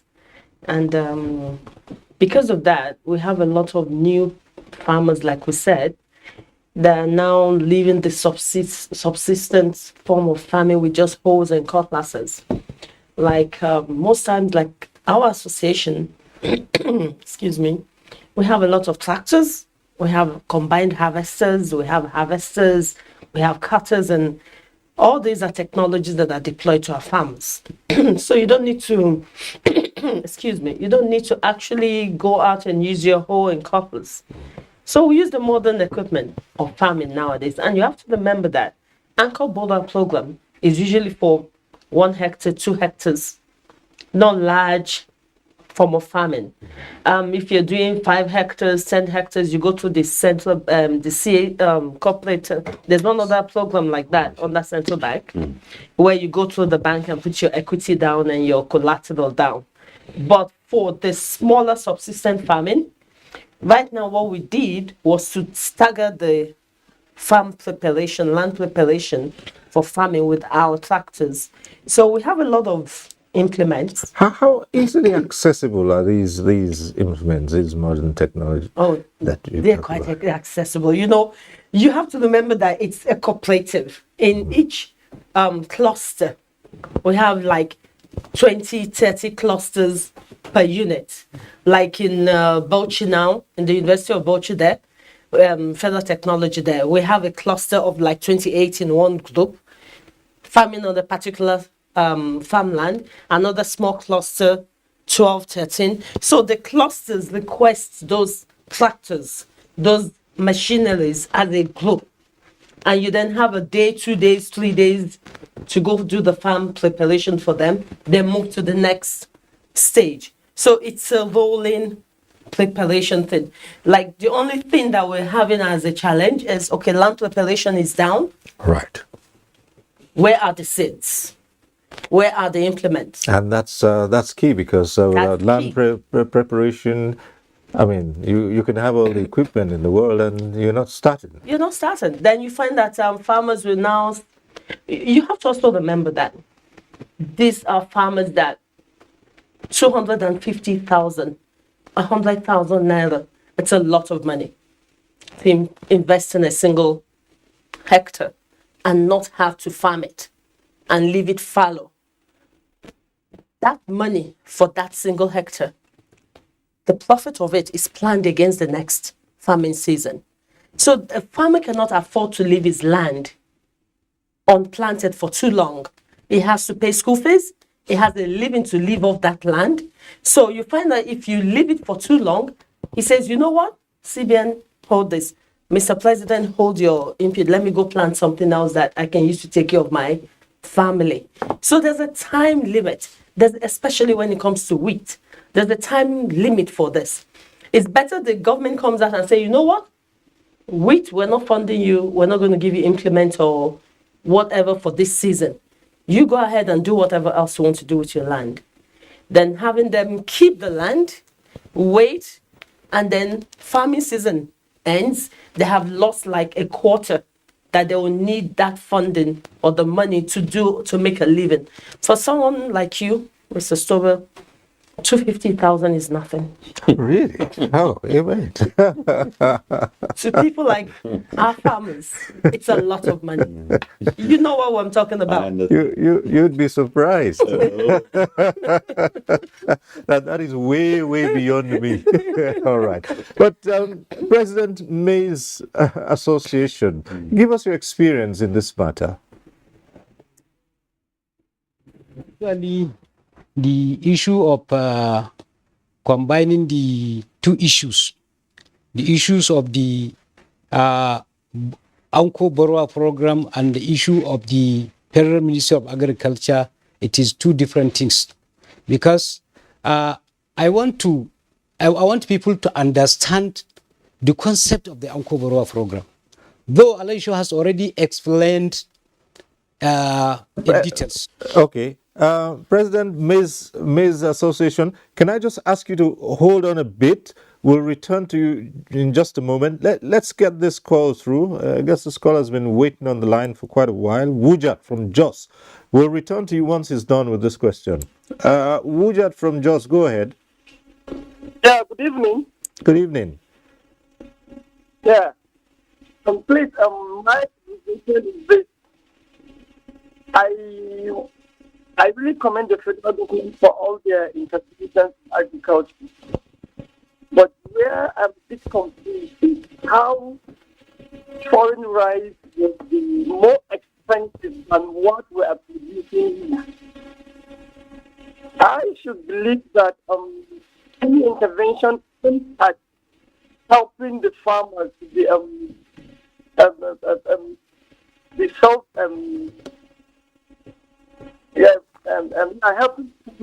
to be on their feet and ensure food security for the country should come at no price or what should we buy right here in our own country and way more expensive than the one we import. So this kind of things are the things that are making the Nigerian citizens not even to be happy with the government policies. And once these policies are not there to ameliorate the suffering of the farmers, then it will not be welcome.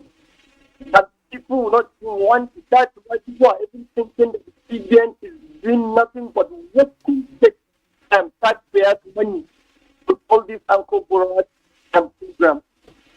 This is why you give them the money, use the money to marry more wives, use the money to do other things because they think the government money is free.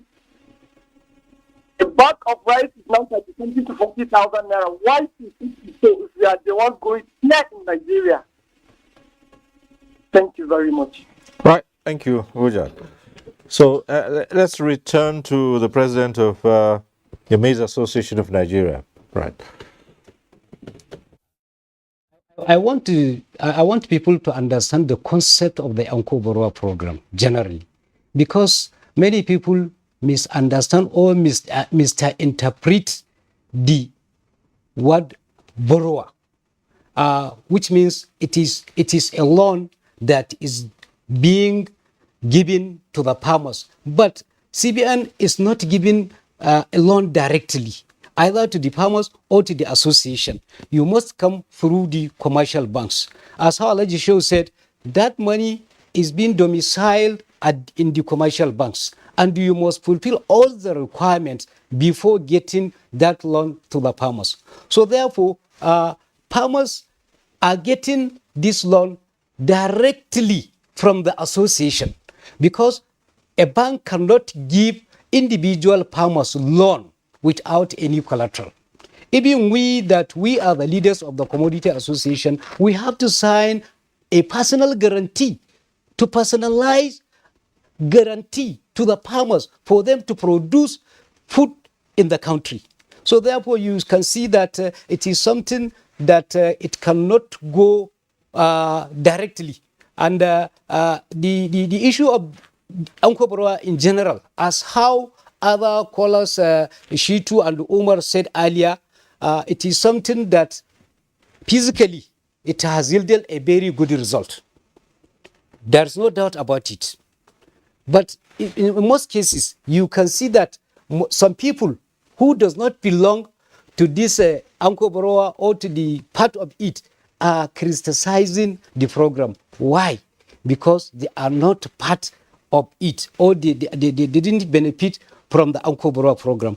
I bet you Ancor Borrower program is the only program that empower farmers, especially in this administration, from grass to great, because our farmers benefited, their lives have changed.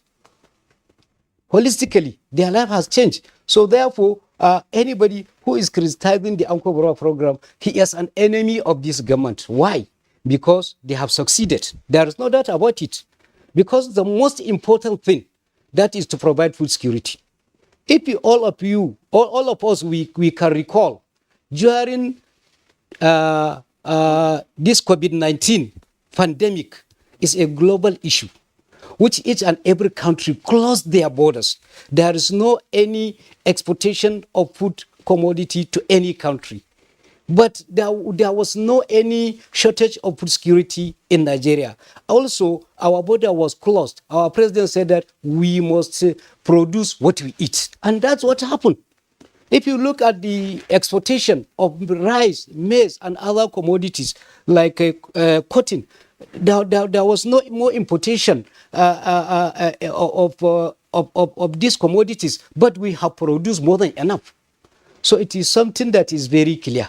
It is something that is very clear that Ancor Borrowers has yielded a very good result, and it has impacted the lives of Nigerians. So let me just stay with you a little while longer and bring up this matter of costs, which we said would return to the question of costs of inputs, and particularly fertilizer. If I were to ask you now, you gave the cost of fertilizer earlier on. Remind us what fertilizer costs now. Fertilizer, because our own is a special blend. Because of our fertilizer last year, it was 14,000 Naira per bag. But this year, the price has now raised up to 28 to 30,000 Naira per 50 kg. 28 to 30. How affordable is that for, the large, the large numbers of your farmers? How affordable is that? That's why I said the other factors that contributed in the shortage of maize production is also the cost of the inputs, which fertilizer is among them. That is why. So most of our farmers, they have used the other fertilizer, which is 20, 10, 10, or 15, 15, because of the high cost of this special blend. So the only few of them can be able to afford and get this fertilizer. But if to say that there is support as usual from the CBN, so because farmers, they are not going to get the money to buy, but they will get it directly as a loan. And they will not worry about the price because they know the importance and the value of that fertilizer. They will accept it because at the end it will give them a very good result in their yields. Yes. Government the world over support farmers in every form possible. They subsidize a lot of these inputs. So fertilizers, seeds are meant to be subsidized by the government. Farmers are not poor people. We're not meant to be poor.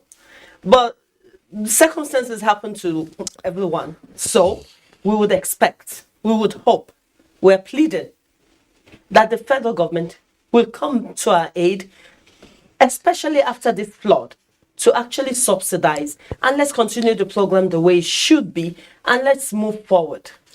Well, the director is here, and I see the response to the question of fertilizer, 30,000. That's... I agree with you. Really, the issue of fertilizer is something else. That is why the federal government, in its own wisdom, had this negotiation with the government of Morocco so that we can do a kind of trade by barter.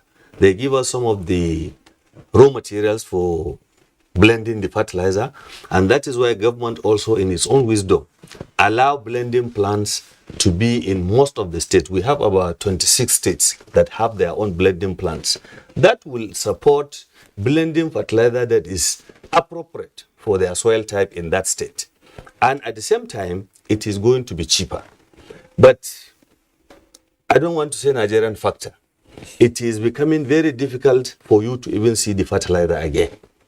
People, what's responsible for that? I don't know. We have to ask that question.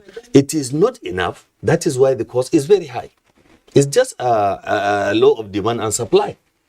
So if we have these blending plants really blending this fertilizer, it should be available. Could it be that there are cartels that are buying up and... but if they are buying, why are they taking it? I may be naive, but we'll look at when the government set up the 14th blending plant when Mr. President came back from Morocco, the first tenure that he went. Now, how many farmers were farming then? How many Nigerians were farmers? That is it. Right now, I think we have more than tripled, quadrupled the number of farmers now farming, youth in farming compared to when Mr. President started. So this government basically has actually brought in, you see so many programs on TV on agriculture.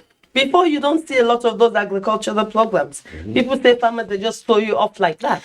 So I think it's more now that we now have a larger number of farmers, so we need a lot more blending plants. I might be naive, that maybe there may be, like you said, cartels, but I want to think it's the number of farmers. Let me put the question generally. What can be done? Perhaps Shehu Muazu or Bello Abubakar Funtua, what can be done to deal with this matter of fertilizer price 30,000? What can be done? Issue of fertilizer, this is where we have to appreciate the vision of Mr. President when he set up the Presidential Fertilizer Initiative. You see, it is their own job. It is what they do that makes us to have fertilizer at that cost we are having it, very cheap. And when there was hitch, the Fertilizer Initiative Committee went into limbo. We can all see the effect. Just like the effect of suspending the Ancor Borrowers Program financing, it has just opened up that, look, ad hoc arrangements cannot take us anywhere. What I'm trying to say is this. While we were operating the presidential initiative on fertilizer, we should have looked inward. What is it that we are bringing in from Morocco? Phosphate. We have abundance of phosphate in Sokoto State. That is enough to produce whatever quantity of fertilizer we want to produce. We have the urea, which is a major component of it, produced from our petrochemical industries. So while we were bringing in the potash from Morocco, we will have looked inward before the Morocco phosphate ceases and we have started producing our own.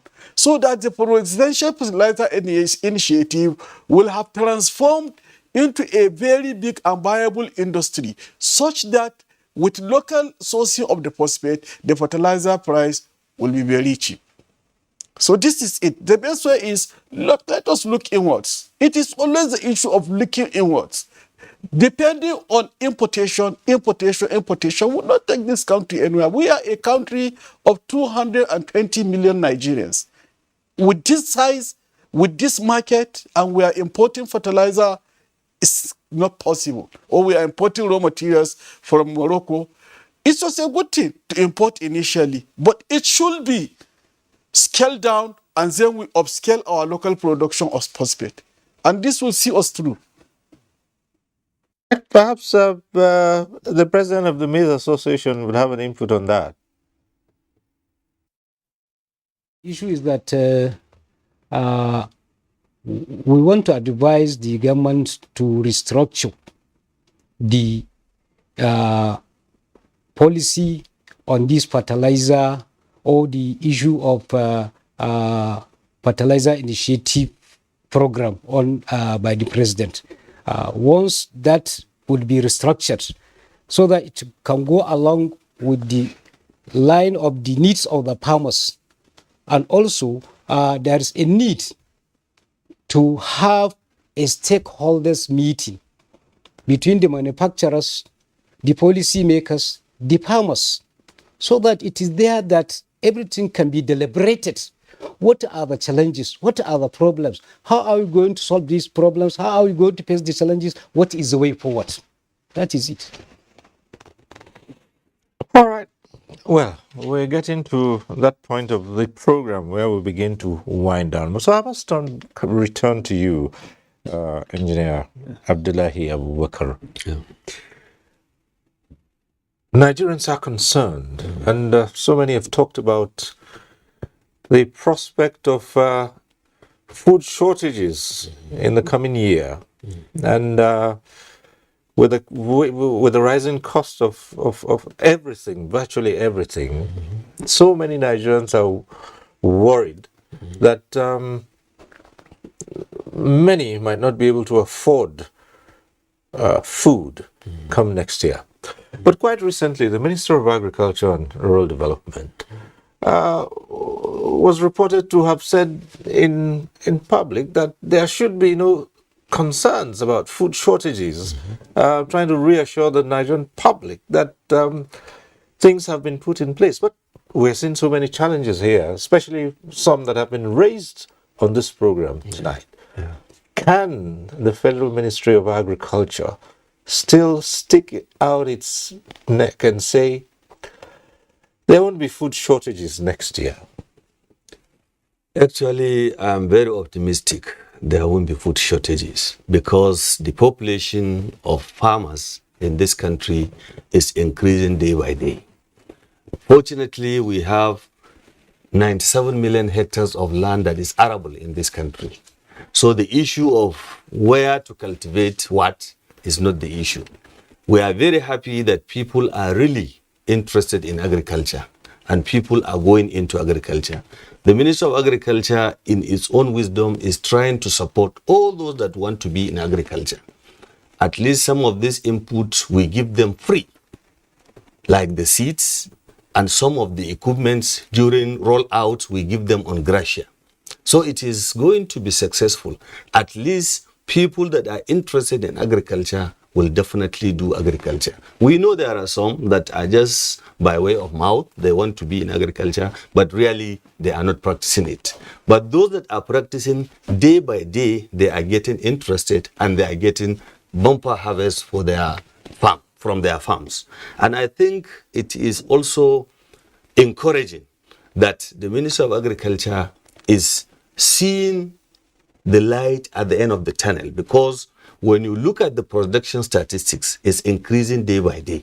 If not because of this flooding, I want to assure you the harvest of this 2022 would have been very, very high, because when we were beginning of the rainy season, we were afraid because of the rains were not forthcoming. But in the middle, the rain was stabilized to the extent that it even go above what we were expecting. But if not because of that one, I'm telling you, the harvest would have been very bumper and people would have really smiled while going to their farms. But I think the efforts should be sustained.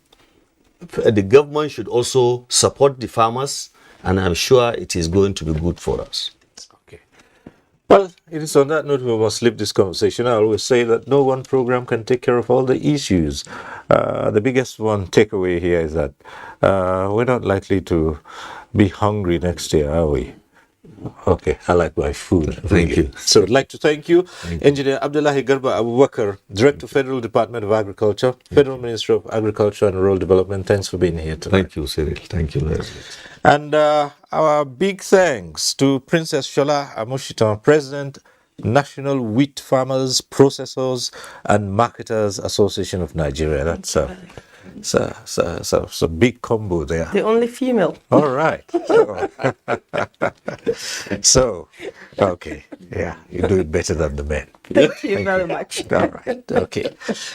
So, Bello Abubakar Anur Funtua, President, Maize Association of Nigeria, would like to thank you for your input. Thank you for coming on this program. Thank you so much.